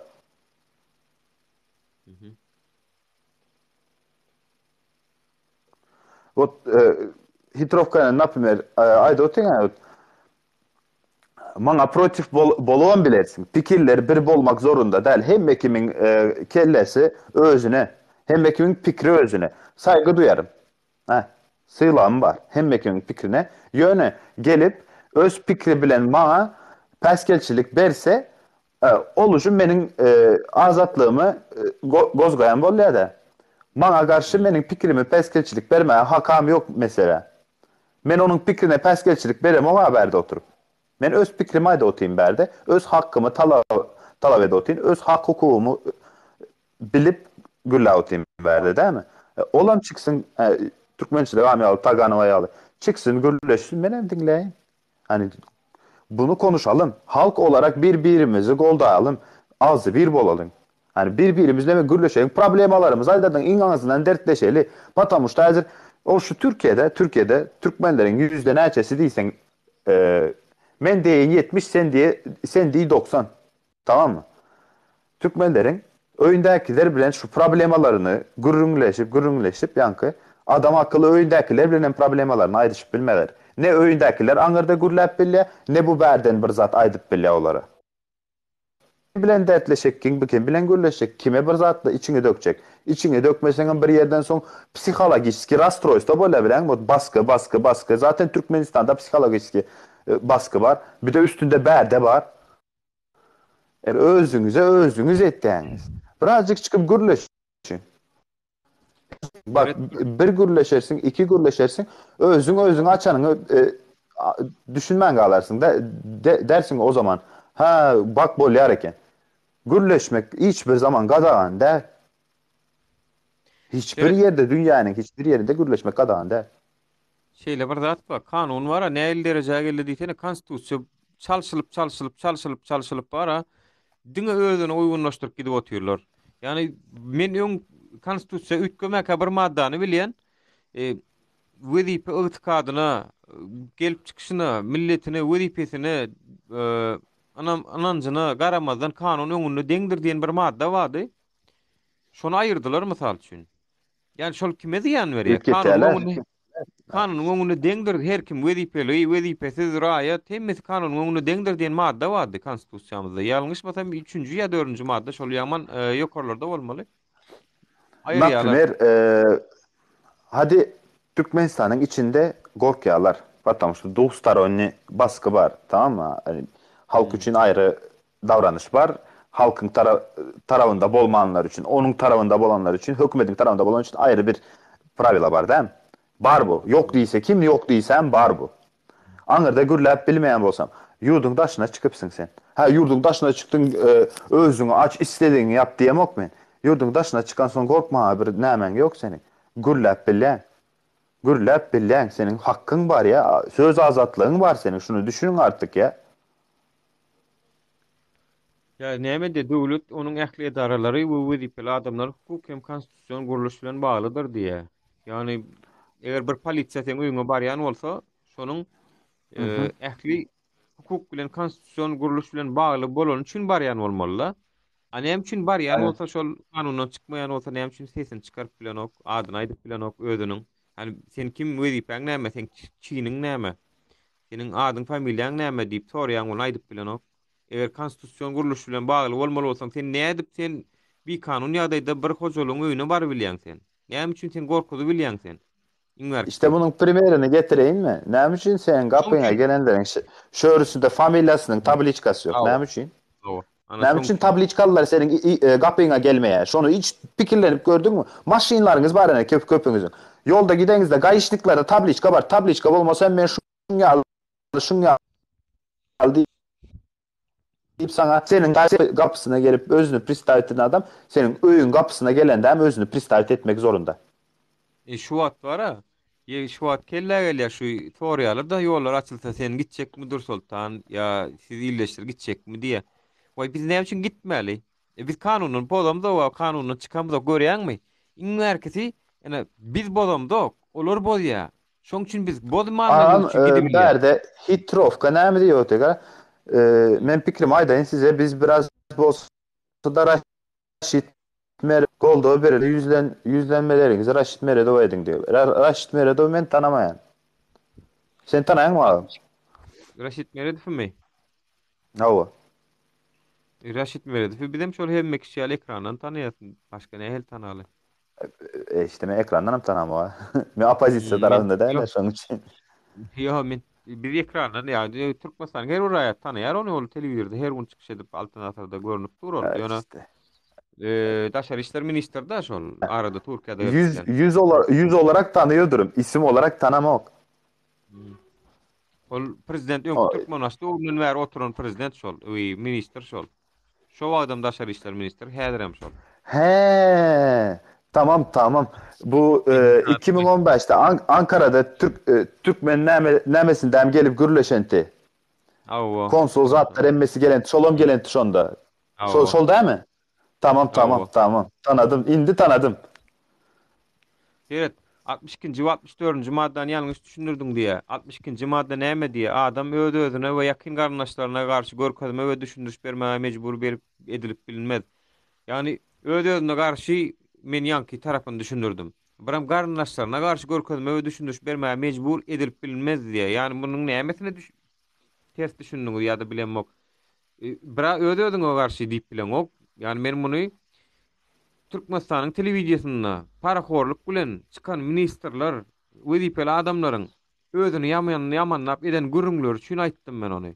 Yani özüni hiç kim ýamanlamak istemez. Her näme etse-de telewizordan çykyp men bagyşlaň men şunu ýaly işler edipdir, näme edipdir diýip ony höwes bilen hiç kim aýtmaz. Şoňa da mejbur edilip bilinmez diýe. Men şo taýdan aýtdym. Biram garyndaşlaryna garşy. Mysal üçin sen garyndaşyňa diýdirip bilerler.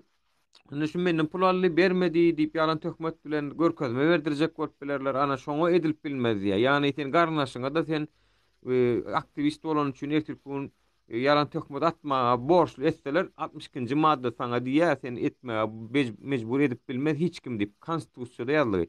Konstitusiýa baş kanun. Ýani eger Jinayet kodeksinde baran bolsa, şuň tersine bir kanun bar bolsa, Cinayet kodeksi esas alınan ok, konstitusiya esas alınýar. Ya konstitusiya baş kanun hasaplanýar. Birinji bilen şonu bilin. Ya konstitusiýanyň aýdan zatlary beýlik kanunlara gawat gelmek mejburiyeti ýok. Beýlik kanunlaryň konstitusiýaga gawat gelmek mejburiyeti bar. Düşünýäňizmi? Psikiyada fiziki täsir Ya etmek netijesinde şeýle hem gaýry bir kanun usullary bilen alınan suwtnamalaryň ýuridik güýji ýokdur diýe. Ýagny seni urup, gorkudyp seniň düşünürüş alınan bolsa, şonuň ýuridik güýji ýok. Yani şonun hiçlik hükmü yok. Kanun tarapdan gücü yok diye. 62-nji madda. Seni urup, korkutup, ýenjip, bir komnata salyp, boýnuň aldyryp, bir sanak düşündürüş alınan bolsa, şonun hiçlik kanuny gücü yok. Ana 62-nji madda şonu diye. 64-nji maddada raýatyň ýagdaýyny ýaramazlaşdyran kanunyň ýygyna täsir ediş gücü ýokdur. Amala aşylaryň prosedurunda hukuk bozulmasy hükmüne ikrar edilmedik hereketler üçin hiç kim jogapkärçilik çekip bilmez. Masal üçin öz pikir adatlığımız var şu wagt şeýlemi? Şu wagt şu konstitusiýonyň 42-nji maddasy berip dur söz adatlygyny. Aýdaly ertir alagadan konstitusiýanyň 42-nji maddasyny alagadan ütgetdiler. Ay bu kellesinde, keýpi kellesinde alagadan ütgetdiler. A şonu 42-nji madda aýrylan bolsa, menem şo gurrunlar şu wagt edýän bolsam. Ýa-ni mysal üçin şu Türkmenistanyň içinde eden bolsam, ana şonu eýem ütgödülenden soň eýem sen şo wagtlar şu gurrun edipdiň diýip sen şonu çağıryp jerime berip bilen oklar. Düşünýän? 26 bilen 32-nji maddany täzeden bir okap berseňe. 26-njy madda bilen 32-ni. Tarmutdalar. Yanlış hatırlamıyorsam 26, 32, 42 olarak aklımda dur. Ýa. En önemlileri de şu. Adam hukukları ve adatlıkları elde edilmesidir hem de ayrı başkalanmasıdır diye 26. madde. Hani. Yani Ne mi demek bu? Adem'in hukukları ve adatlıkları elde edilmesidir diye konstitusiya ve kanunlara layık gelmeyen olsa Adem'in hukuklarını ve adatlıklarını çeklendirmeye hiç kimin hakkı yoktur diye. Hani. Yani konstitusiya ve kanunlara layık gelmeyen olsa şu Adem'in hukuklarını ve adatlıklarını yani sen konstitusiya layık gelmeyen olsa diye yani şonun edýän hereketi konstitusiya bilen kanunlar bilen bire garşyşmayan olsa sen şonun adatlygyny çeklendirme hukugyň ýok diye. Yani diýipdir. Söz adatlygy bar diýen bolsa konstitusiya senem şo hukugyň ulanýan bolsaň şol seniň adatlygyň bolýar. Düşdüň? Sen şolum seň adatlygyň ýa-ni geplemäge bolan adatlygyň. Geplemäge bolan. İşte şuları aklında tutsunlar da şuları aklında tutsunlar. Seret şol hukuklaryny diýär. Bira yani hukuklarını ve adatlıklarını çeklendirmege, yani çeklendirmek näme diýmek? Öýüne baryp, maşgalasyna baryp, gorkudyp, ýene öwredip, ana şol çeklendirmegiň nemesdir. Şo zatlar eden üçinem halkara guramalar synna otyr. Onsoň olar, mysal üçin Amerikanyň Birleşen Ştatlarynyň ilçihanasy ýan ýakynna hasawat ýaratdy. Türkmenistanyňky bolýan zatlar barada. Biz berdikmi şoňa şunu ýaly hasawat ýaratyň diýip. Ýok, olaň öz borjy etmeli iş şol. Oturup Birleşen Milletler Guramasynyň ofisi Aşgabatdaky. OBSE ana olar oturup synna otyr. Seret ana diýär bir aktivistiň hojalygyna baryp şeýitdiler. Şolar ýaly çeklendirme etjek bolurlar diýip olar onsoň derek hasawatyna goşýarlar. Şolar şu ýurduň näýelik ýurtdugyna bal berýärler. Kreditorny baly wa he ýurduň. Şo ýurda investisiýa etmelimi, etmelimi? Ana yani hemme de bir-birine zınjyrly bolup gidýär.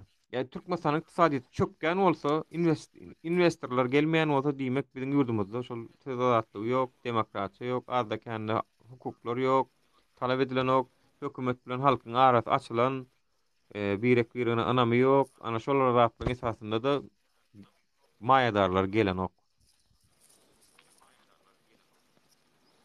32-nji maddanyň üstünden bir geçeli.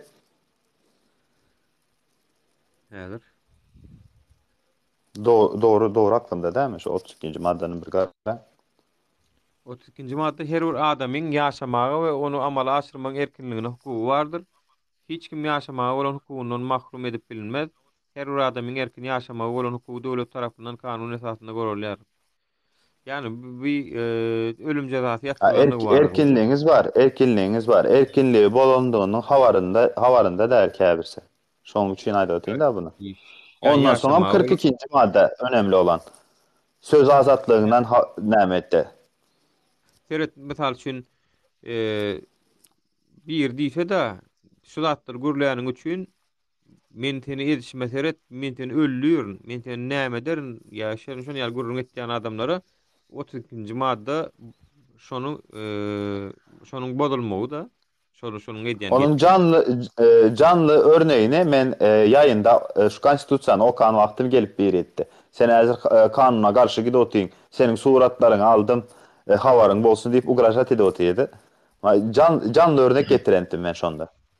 eden zady Yani bolmaz, ol ýöne boş konstitusiýany bilmek, konstitusiýany okamak, konstitusiýany öwrenmek, öwretmek kanuna aykırı, kanuna karşı bir zat däl. Hukugu bozan zat däl. Konstitusiýany hemme kim her bir halkyň biri bilmeli. Konstitusiýa halk üçindir. Köpüsine sorayan konstitusiýa näme üçin diýen, döwleti dolandyrma üçin diýen. Döwleti dolandyrma üçin däl o. Konstitusiýa halk üçindir. Ugalowny kodeks halk üçindir. Näme üçin Ugalowny kodeks bar? Halkyň ýalňyşlaryny bilsin diýip, şu Ugalowny kodeksin içindäki ýalňyşlary etmesin diýip bar Ugalowny kodeks. Konstitusiýa näme üçin bar? Halkyň öz dogrularını bilsin diýip, şu konstitusiýanyň içindäki dogruları bilen ýöresin diýip bar konstitusiýa. Doğru. Ya işte bizimkilerden ya bizim käwat adamlarımız diýär da öz ay bizim nememiz kän adam bolmaýar diýip bolun. Ya şo diýen adamlaryň özüne inserýän bolun. Bir gezek kitap açyp görmändir. Bir gezek İşte. bir gezek özü şunu ýaldatdyr öwrenjek bolmandyr. Bir gezek hökümeti tankit etmändir. Bir gezek şu zatlara dudurmak üçin hiç sat etmändir. Soňam gelip ýylyň öňürti gürleýärler, ana men şoňa ýaman janym men ýa. Yani hemen hezdir hiç sat eden oklar. Soňam ýylyň öňürti agdynda bolur şoň gürleýärler, ay şolary men ýaman käwat bir üstünden gülesiň melýär da. İlki sen bir zat edik görköz, etjek bolup görköz. Etdiňmi bir durmuşyňda bir gezek bir görüşip gördüňmi? Ýok. Diňe tankit etmän başarýarlar. Diňe tankit etmän başarýar. Adam bolýan bolsaň, ilki özüň bir zat etip görköz. Ondan soň ben şunu şeýtdim, bolmadylaý diýdi. Ondan soň sen mysalyň görköz. Ýok. Bir gezek ne kitap okandyr, ne konstitusiýon hukugyny öwrenendir, ne başga da öwrenendir. Soňam gelip bara tankit ederler şolar ýa-da etjek bolýanlara. Bizim diň başarýan adamymyz şol. Şoň üçin tankit etmäde hukuky ýok aslynda teresden. Eger özüň hiç zat etmedik bolsaň, özüň hiç zat bir gatyny açyp okamadyk bolsaň, şu zatlaryň öňüne tenem bir gezek çykyp dur, indi bu zatlar bestir diýmedik bolsaň, şu zatlar etjek bolýanlar tankit etmäde hiç kim hukuky ýok. Naprimer, näme diýerler? Şimdi eğitim sistemine çok değinmek istemiyorum aslında. Eğitim sistemi zaten köp yerde godel.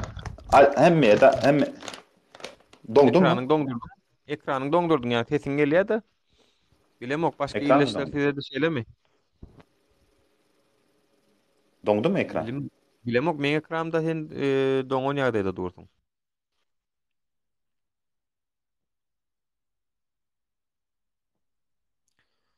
Indi. De dong ýa-mı siz ýok. Men üçin bir hili bizde de donguk görkezýär. Ýok, dongduň sen.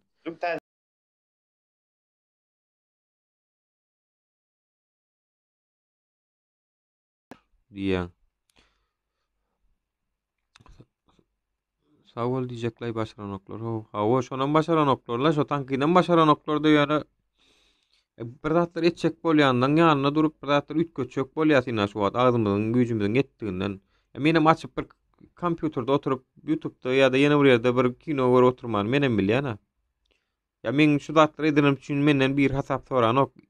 Ya men şuň üçin men aýlyk alanmap. Ya bizem adam belli bir dereçeni görüşür, belli bir dereçeni halktan düşünürjek bolar, gollaw berjek bolar. Belki bizem belli bir wagtdan soň ýa-da ay bor, size gerek gel bolsa bize de gerek gel onu diýip bizem kösenmäge dowam eder. Ýöne ana naýyň eklenç etmek bolsa, eger ýaşamak eklenç etmek bolsa bizem başarýas ony. Biz eklençimiz başarman çykamyz ok bu ýola. Ýöne gaýrat ediň, ýa görünniň arasynda sizem bir gollaw berjek boluň. Sizem bir zatlar şu ýüküň aşagyna tutjak boluň. Bizem adam. Düzeldi minde. Ha oy ne düzeldi? Ne düzeldi? Ha, näme diýjek bolotdy men şu öğretim sistemi var ha. Türkmenistanda okullarda men okan wagtym Yol hukuk, haçana cemgiyet tüýär öğreniş bilen sapakları var. habarymyz ýok. Habarymyz Hukuk, ýok. cemgiyet öğreniş sapakları var. Mhm. Şu hukuk sapağı 8. klasta gördüm men, okudum. Cemgiyet öğreniş hem bitirişte 10. klasta okudum. Yani hukuk bilen cemgiyet öğreniş sapağında eger üns beren bolsalar meniň häl ýadymda okudak okan zatlaryň köpüsi. Ha. Yani üns beren bolsalar konstitusiýa hakkında köp zat öğreterler. Emma bunu halk üçindir diýip öğretmeýärler. Kitapda näme ýazan bolsa şonu öğretýärler sana. Ama onu sen okap halk üçün bolandygyny bir wagtdan soň düşünýäňde. Bizinkilere köp zady ýangyş öğretýärler. Olam mollymlaryň günäsi däl. Mollymlara şoň ýaly öğretdiýip berilipdir şo näme programma.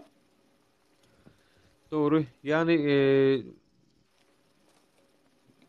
DJ Hooligan sen var ya DJ'liğini ben ulansan bir arasında bir sözün arasında aparaturan bilen saz goşup saz edip bir ikisini bile men fikrimçe gatty go bolar. Ya köp adama var bu zatlar belki içsin çelýän bolmagy mümkin. Ýöne saz bilen hasam gydykly bolmagy mümkin. Bugün gitaralı yayınımız var. Gitarist olanımız var. Türkmen. Mhm. Şu saat 9'da onu dinläli bugün. Bolýar. Olmadı eğer vakt bolsa menem goşuların patamışda hazır onu çıkarıp zat etmeli. Aydyp beren problem yok. Menin profilime girip görenler girip görsün. Eden remixlerim var. Aydımlarım var. Tamam Türkmençe belki aýtmaýandyr men na ruskum ýapaýy. Na ruskum ya rapçi taýy. Türkiýe'ye gelip men bir topar ýerde sahna aldım. Öz üniversitetimden sahna aldım. Näçe gezek üniversitede okan wagtym. Yani şuňa azatlar bärde özgürlük, erkinlik bärde başka da. Aňyrdan okuwda çykyp aýdyp bilmeýän. Yani rap aýdyp bilmeýän gaprymer yani. Näçe ýaşynda sen Hooligan? Ben 27 ýaşymda, bu ýyl 28 bolýan. Görşüňiz ýaly 27-28 ýaşynda. Yani men şu zatlary var. Çay soň 28 bolýan. 25 bilen 45-50 ýaş arasyndakylardan garaşýan men köpdada. Yani 25-23 belki käbir. Yani 20 ýaşdan kişilerden men bu wagt hiç ilme garaşam yok. 20 ýaşlar köpsi bu wagt kellesi söýgüde romantika o da bolýar-da. Olar siýasat bilen hem iş bolmaýa, aýdym ta gülkü, wäşi, komediýa. Olar ýöne 10 ýyldan akyllarına geler. Belki olar wahy şu wagt görüşmerkenik diýerler bolun. Ýani biz şu wagt diýýär 90-njy ýyllarda görüşipdirler bilen biziň habarymyz ýok. Kiçik o wagt köpümiz dünýede däl ýa-da ýaňy görjen oglanjak. 2005-nji ýyllaky 6-njy ýyllaky bu bir kanun çalışyp diýip hasaplanýar-da şu wagt şol. Täýip diýsem näme üçin bir kanun diýip hasaplanýar? Meclisiň başlygyny aýryp ýerine geçip oturmagy, öz kandidaturasyny goýup bolmaýanlygyna garamazdan goýmagy, soňam ýene gazanyp wezipe gelmegi hemme bir kanun. Yani şu taýda bir kanun geçenne bu prezidente şoň üçin bir kanun diýerler, bir kanun prezident diýerler. Yani şonon bäri eden bar buyruklary, bar eden nemeler hem aslında gada yani güýçi ýok diýip kabul etmeli. Ýöne biziň halkyma sesini çykarman üçin gidip oturda beýle ýurtlarym kabul edipdir, hawa bizi prezident diýip öňe edipdirler. Halk täze näýelik bildirmändir. Ýöne inni düşünip otursa biz şu wagt görüşmändir. Hawa inni görüşjek bolýar, ýöne inni has kyn. Şo wagt sehel görüş bilenem ýeňip boljak ekenne, köp saat üýtgedip boljak ekenne. İşte. Şu wagt indi has kyn. Indi ornaşdy adamlaň şol öwrenşe, şol zat bolmaly zatdyr öýdýär, Ne psihologiýa. yapmıyor? Olar şonça yılın içinde öz nämesini, sistemasını oturttu. Biz hem özümüzün sistemamızı şu yankı ağzı birliğimizi oturtmamız lazım. Olara karşı elimizde bir zat var. Olam ağzı birlik. Ýa-wa. Ağzı birlik, ağzı birlik, ağzı birlik. Başka hiç zat. Ýa. Az bir bolup hemmemiz birbirimizin yöresen arkanda biz bar diýerler ya, arkamda durma, yanımda dur. Yörü yanında yöreyen benim değil, gel. Arkadan goldamak başka, birinin yanında durmak başka. Düşünýäňiz mi? Ya işte şol kanun tarapdan bu ýaňy men aýtdym bir giden konstitusiýon bozulmalar gidetdir we men ina konstitusiýon hukumum bar diýip men şonu Türkmenistanyň içinde edip bilen ok. Şoňa ruhsat berilen ok şo taýda. Konstitusiýon Hawa. hukumum bar bolsa şoňa şo taýda ruhsat berilen ok. Men düşünýän Türkmenistanyň içindäkilere kanuny tarapdan hukum berilip bilen oklar täýip diýen kanun ýok. Aýýony daşyndakylara näme bolýar men şoňa düşünemek. Özüň 18 ýaşan bolsaň, öz erkinligiňi alan bolsaň, sana hiç ile päsgetçilik berme hukuky ýok şu şol ýurdun. Siz şodar sınjyrdan çykjak bolun wara iň merkezi. Şodunjyrdan. Şodunjyrdan çykyp bilmeseňiz, şol ýumurtkaň gawyndan çykyp bilmeseňiz, şo ýumurtkaň içinde ýaşaýaňyz. Şol kelläňiziň içindäki zynjyrda ýaşaýaňyz. We ertirkün men size aýdyn, gözüňizi basyp bir kanunçylyk ederler we sen hakyň gözlejek bolarsyň, sen ýanynda hiç kim bolmaz şo wagt. Şo wagt hiç kim bolmaz. Şo wagt görüşýändiň ýanyna görünmeýän bolsaň, soňam sen ýanynda hiç kim durmaz. Näme üçin dursun? Sen ne görüşýändiň ýanyna görünmeýänsiň wagtyny etmänsiň, maňa näme dikketipsiň? Etdirkün sen hakyň, hukukyň, kanunçylygyň, kanun tarapdan iýlen wagty sen ýanyňda hiç kim bolmaz. Bu işler şunýaly. Hawa. Biriň ýanyna durmasaň, etdirkün yekeme tutup ütüp ýýerler seni. Yekeme. Hawa. Şoň üçinem ertirkün näýleligiň bildirme hakkymyz ýok. Eziz watandaşlar, ezilleşler. Näýlelik bildirmäne de hukumumyz bolmaýar. Täýip diýseň, meni mysal üçin şeýle bir mysal bereýin-de, ýolda köçede birini bir polisiýa işe taklap arsarap dur. Şoňun bir kanun ýa-da arsarap duruny görüp dursuňuz. Sen şoňa hiç ýelik gollaw beren ok. Sen şoňa hiç ýelik kömek beren ok. Ertirkün sen kada, sen teredik geçip gitýäňmi? Ertirkün sen kiňkide de başgalar teredik durýar. Bu işler şunýaly. Bu birek ana şunýaly ýerde durmaly. Şunýaly ýerde birek durmany başarmaly. Mert durmany başarmaly. Ana mertlik şo taýda. Kanun bir kanunçylyk barmy? Sen şo taýda garşysynda dur. Tapawdy ýok. Ol seň başyna gelsin, ol başgasynyň başyna gelsin. Ýeni biriniň başyna tapawdy ýok. Sen şo taýda ýanynda durýandyň görkezmeli. Men şonu ýazady görkezdim. Men öz durmuşymdan mysal bereýin. Aşgabatda Telekeçiler Birleşmesiniň ýanyna bir köçede maşin awtolawlaryň nomerlerini sypyrdylar, gaýlar. Menin awtolaw ýok, ýöne men şo taýda durup gidişdim. Meniň durmuşymdaky adamlar meni tanasa, men ertesi gün ýüzüme çykyp açamda tasdiklarlar. Şo taýda meniň awtolawym ýok. Ýöne men şol awtolawynyň nomeryny sypyrýan PPS'ler gaýlar bilen gidişdik. Hani bu taýda birinciden maşin goýmakka dagan bellik ýok, znak ýok. Näme üçin sen nomerlerini alýaň diýip, hemmesinden hem 50 manat, 100 manat pul alywam goýberdiler. 2018-de, 19-da, 18-nji ýylda bolan wakalar şu. Yani adamlara gün veren oklar, hiç yerde gün veren oklar. Aşgabatyň köçelerini, maşin jaýlaryň arasynda awtolaw goýulan ok. Gitmeli hol bir ýerde staýanka var, şo taýda goýmaly. Aýdara zatken aslında taşındaklaryň birazcık goýup gaýdandaky kellesi durda. Men 4 milyon gaýdan bolsam 4 milyon Türkmenistan ur kellesinden. Tak baran soňlar bilerler. Ana ondan soň bir aýdyp da oşun diýer. Ondan soň akyllaryna geler. Ýöne men inanýan, giýjem bolsa hiçden giýçäşi adamlar belli bir derejede goşulurlar, gollawy bererler diýen umydym ma. Türkmenistan siziň goýup gaýdanyňyzdaky durdaky Türkmenistan däl, eziz watandaşlar. Gaterwet gasal ýaşaýar. Gaterwet welaýetlerin içi aga nomer bolup ýatyr, inanýan bolsaňyz. Hem bir aga nomer eýledi. Yani men Aşgabatlara ýamanlygym ýok. Aşgabatlar bilenem däl ol. Ol diýjek bolýanym şonuň Aşgabatdan bellenýänligi. Aşgabatdan bellenýänligi.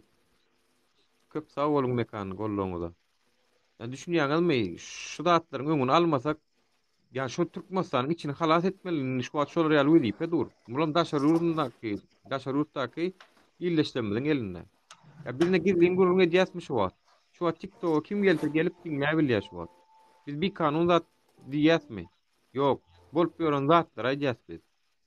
We adalatsyzlyk aýdýas. Deňligiň ýokdugyny aýdýas. Haydi bir aydım aydıp bereyim ben size. Öz Aýdyp yazan aydımlarını. aýdyp ber. Hadi. Muzikanı açayım bir. Allah'ım Birazcık ya moral ne oldu olsun. diye. Yok bir şey olduğu yok ya. Öyle bir konuşuyoruz kendi aramızda. Memleketin halleri yani. Muzikanın sesi gelip otuyor değil mi? Ha geliyor. Benim sesim normal değil mi? Hı hı. Thank you.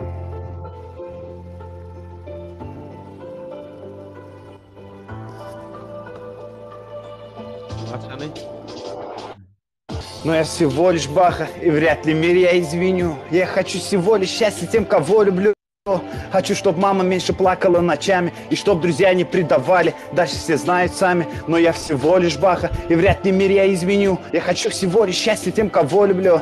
Хочу, чтоб мама меньше плакала ночами, и чтоб друзья не предавали. Дальше все знают сами, серые будни, одинаковые дни, как у моего района, так и у всей страны. Снова дождь, этим летом заебал он всех. Затем жара, молодежи предлагает снег. Продажные менты, продажи наркота. На тех же самых лавках парень с моего двора. Те же движения, лакуру на уикенды. На карманах дрям, плюс парламенты и кенты. У магазинов синейки стреляют мелочь. И в мясе все задолго до того, как солнце село. Бомжи из упряжки, цена их жизни грош. На органы их продажи, вряд ли что возьмешь, слышь. Суровая реальность стоит с особняком рядом, с особняком мэра. Лысый строит дом, и он нас с вами вряд ли посчитает людей. Ведь в мире без бабла ты никому не сдался, мне верь. Но я всего лишь Баха, и вряд ли мир я извиню. Я хочу всего лишь счастья тем, кого люблю. Хочу, чтоб мама меньше плакала ночами, и чтоб друзья не предавали. Дальше все знают сами, но я всего лишь Баха, и вряд ли мир я изменю. Я хочу всего лишь счастья тем, кого люблю.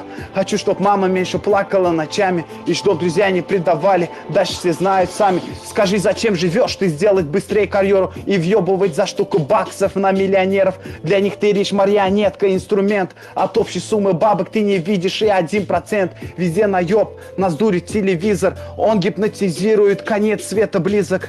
Нам нужно не терять веру и быть лучше самим, чтобы не на бумажке, а по праву, гражданин. 6 тысяч в месяц, ну ладно, даже если 20. И что ты сделаешь, на них попробуй постараться. Не протачать все, и если нет, то знаешь что. Если хватит на еду, купи себе что-то еще. Существовать или жить, почувствуй разницу. Сначала счастье, потом горе, затем состариться. Если жизнь как зебра, то попробуй ее оседлать выше голову. Я сейчас скажу, что каждый должен знать. Я не хороший сын, старей не так все, но я люблю родителей и благодарен им по факту, что я такой, какой я есть, не хуже и не лучше. Даже когда сгущаются тучи, ошибки учат. Я много сделал, за что буду каяться до смерти. Мне нечего скрывать и перед Богом честен. И в очередной раз повезло, и что бы ни случилось, в ответе за слова. Через больницы, в ожидании операций, через весь город в смысле, чтоб живым добраться. Бывало всякое, к счастью, я у микрофона. Делюсь всем этим с вами по утрам и чеки дома. Прошу прощения у всех, кого обидел зря. Прошу прощения, друзья, ведь вы моя семья. Мама, прости меня за строки эти. И нет любимее человека на планете. Но я всего лишь Баха, и вряд ли мир я изменю. Я хочу всего лишь счастья тем, кого люблю. Хочу, чтобы мама меньше плакала ночами, и чтобы друзья не предавали. Дальше все знают сами. Ay sağcı ola. Spasiba большое. Bay tuğulama. Talantlar bar ne gömülüşüp yatırlar da yöne. Talantlarımız bar bizim tuğulama. Yöne şolun ne yöne Yani açmalı. Yöne açmalı. Bak. ne mi demek istedim? Anladınızlar mı şarkıdan? Ya o. Ay şu her Yani bir özümüzün yaşap öğren zatlarımız da aslında. şoda yaman gowy sözlerini özüň ýazdyň sözlerini. Özüň ýazdyň sözlerini, dogrymy? O. Yo malades yaman gowy nemedipsiň ýani. Iki özüm belki ütgetmän ýöne hemmäňize bagyt isleýän, arzu isleýän, gowdurmuş isleýän. Ya bir adamyň eline bolsa käşke şonu bir adam çykyp döse duara ýöne şu Ha gynantyram son. işte. Elimde olsa diyen ama düğünem değildim Ha. ama men elimde olsa men eğer üt gedip bilecek olsam Şoma öleyin razı men. Şoma ölmeye razı men eger. Bak. Nitik bolsa bu zatlara da düşünürler la ya adamlar hem golluğu verirler yoş-yoştan. Näme diýjek başga? Hadi bir saniyeni aydip bereyim. Evet, sağ ol mekan golluğuňa berýän nemeleňe. Gül näme diýär diýestim. Büyük ihtimalle TikTok'un kendisine gidiyor diye duydum. TikTok atarsanız daha iyi. Hı hı.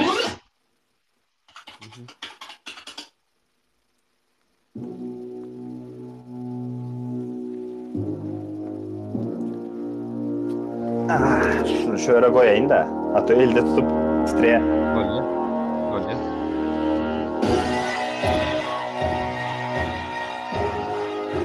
Sesim geliyor değil mi muzikadan? Go hemme dat kulýar. Вот день назад, как первый раз прийти ему к тетради фраз грустить негоже и не грущу. Но, Боже, простишь, и я прощу за все, что я сказал, и в тему за все то, что сейчас успел, за все расстройства. Наши, ваша судьба не любит проигравших, но так сложилось. Дает жилы, как будто пулю насквозь прошил и сжимает сердце супами. Добавь специи, большие люди, большая ваш взглючари, но мне не страшно. Час срывает башню, мы стали сами все ночью частью, я мало сплю и плохо ем, но много пью, скомру совсем. Не рай светит, это строго, нам путь заказан одной дорогой, сейчас остальные, час жизни ждем, и стук сердца как таймер, все всего добились сами, это не для кого не тайна. Стол, где-то во сне на нем пистолет, все обоим улыбаются мне под высоким аккомпанемент, я вытянул свой последний счастливый билет, я это ниже, это... Yo, молодец. Музыкадан отбросил финально. Yok, А потом встану и скажу, что за дебильный сон. И так все время, почему умру именно я? Мы так много теряем, не потерять бы себя. Этой ночью я засну и я умру на утро. А просыпаться после смерти своей очень трудно. И если я уйду, никого не виня. Мы так много теряем, не потерять бы себя. Новый день, он главный, самый там сон. Или дождь, не дышишь, и не так плохо, или не очень мажет, и очень волнуется и сильно любит тебя. И, например, СМС, как ты спать в понедельник до 3 часов дня, а молча встал и умылся, вспоминай, вчера отгоняй эту чушь, какие мозги на обоих. Может, кто видит? Sesim biraz şey olur. Yaman goğuş bölümü. Mekan çok da ol padişahına. Efir yastından rekomendasyya düşürdü. Men näki nemeler muştoklar adarlı ol insana geçti diýen köpde. Bäre geçtiler galiba, evet. Aliyeva, spasiba. Ya. Spasiba Aliyeva. Destekleyin arkadaşlar, bak görýänmi? Ya meniň isleýän Bayağıdır repetitsiya zat ettiğim yok da men özümü sosyal hayattan olsun işte ne bileyim böyle eğlenceden şeyden alıp koydum da Downo'dan beri öyden çıkamak naprimер. İşsiz kalandan beri öyden çıkamak. Doktor öylesin böyle virüs var zat var. İyice bu insan birazcık özüne içine kapanan vakti kabir zatlar ucu edeyin diýmeye başlaya da. Seret diýje baka, sen dowam et, men öýdäki dostlarym aýtýan nahar goýuly gelýär, garaşýas diýär. Men bir nahar Böyle saat 8 bolotý, saat 9'da yayın başlaýar. 9'da çeli menen bir zatlar pişirip ýeýin. bolýar, borunny Benim kapatacak. 9'da hem biz zaten karşılaşarız, hem yine görüşürüz. Hem Mekime spasiba. Sağ ol, sen. Goca bolun hemen. Görüşürüz o zaman. Spasiba. Tamam. Yaxşı.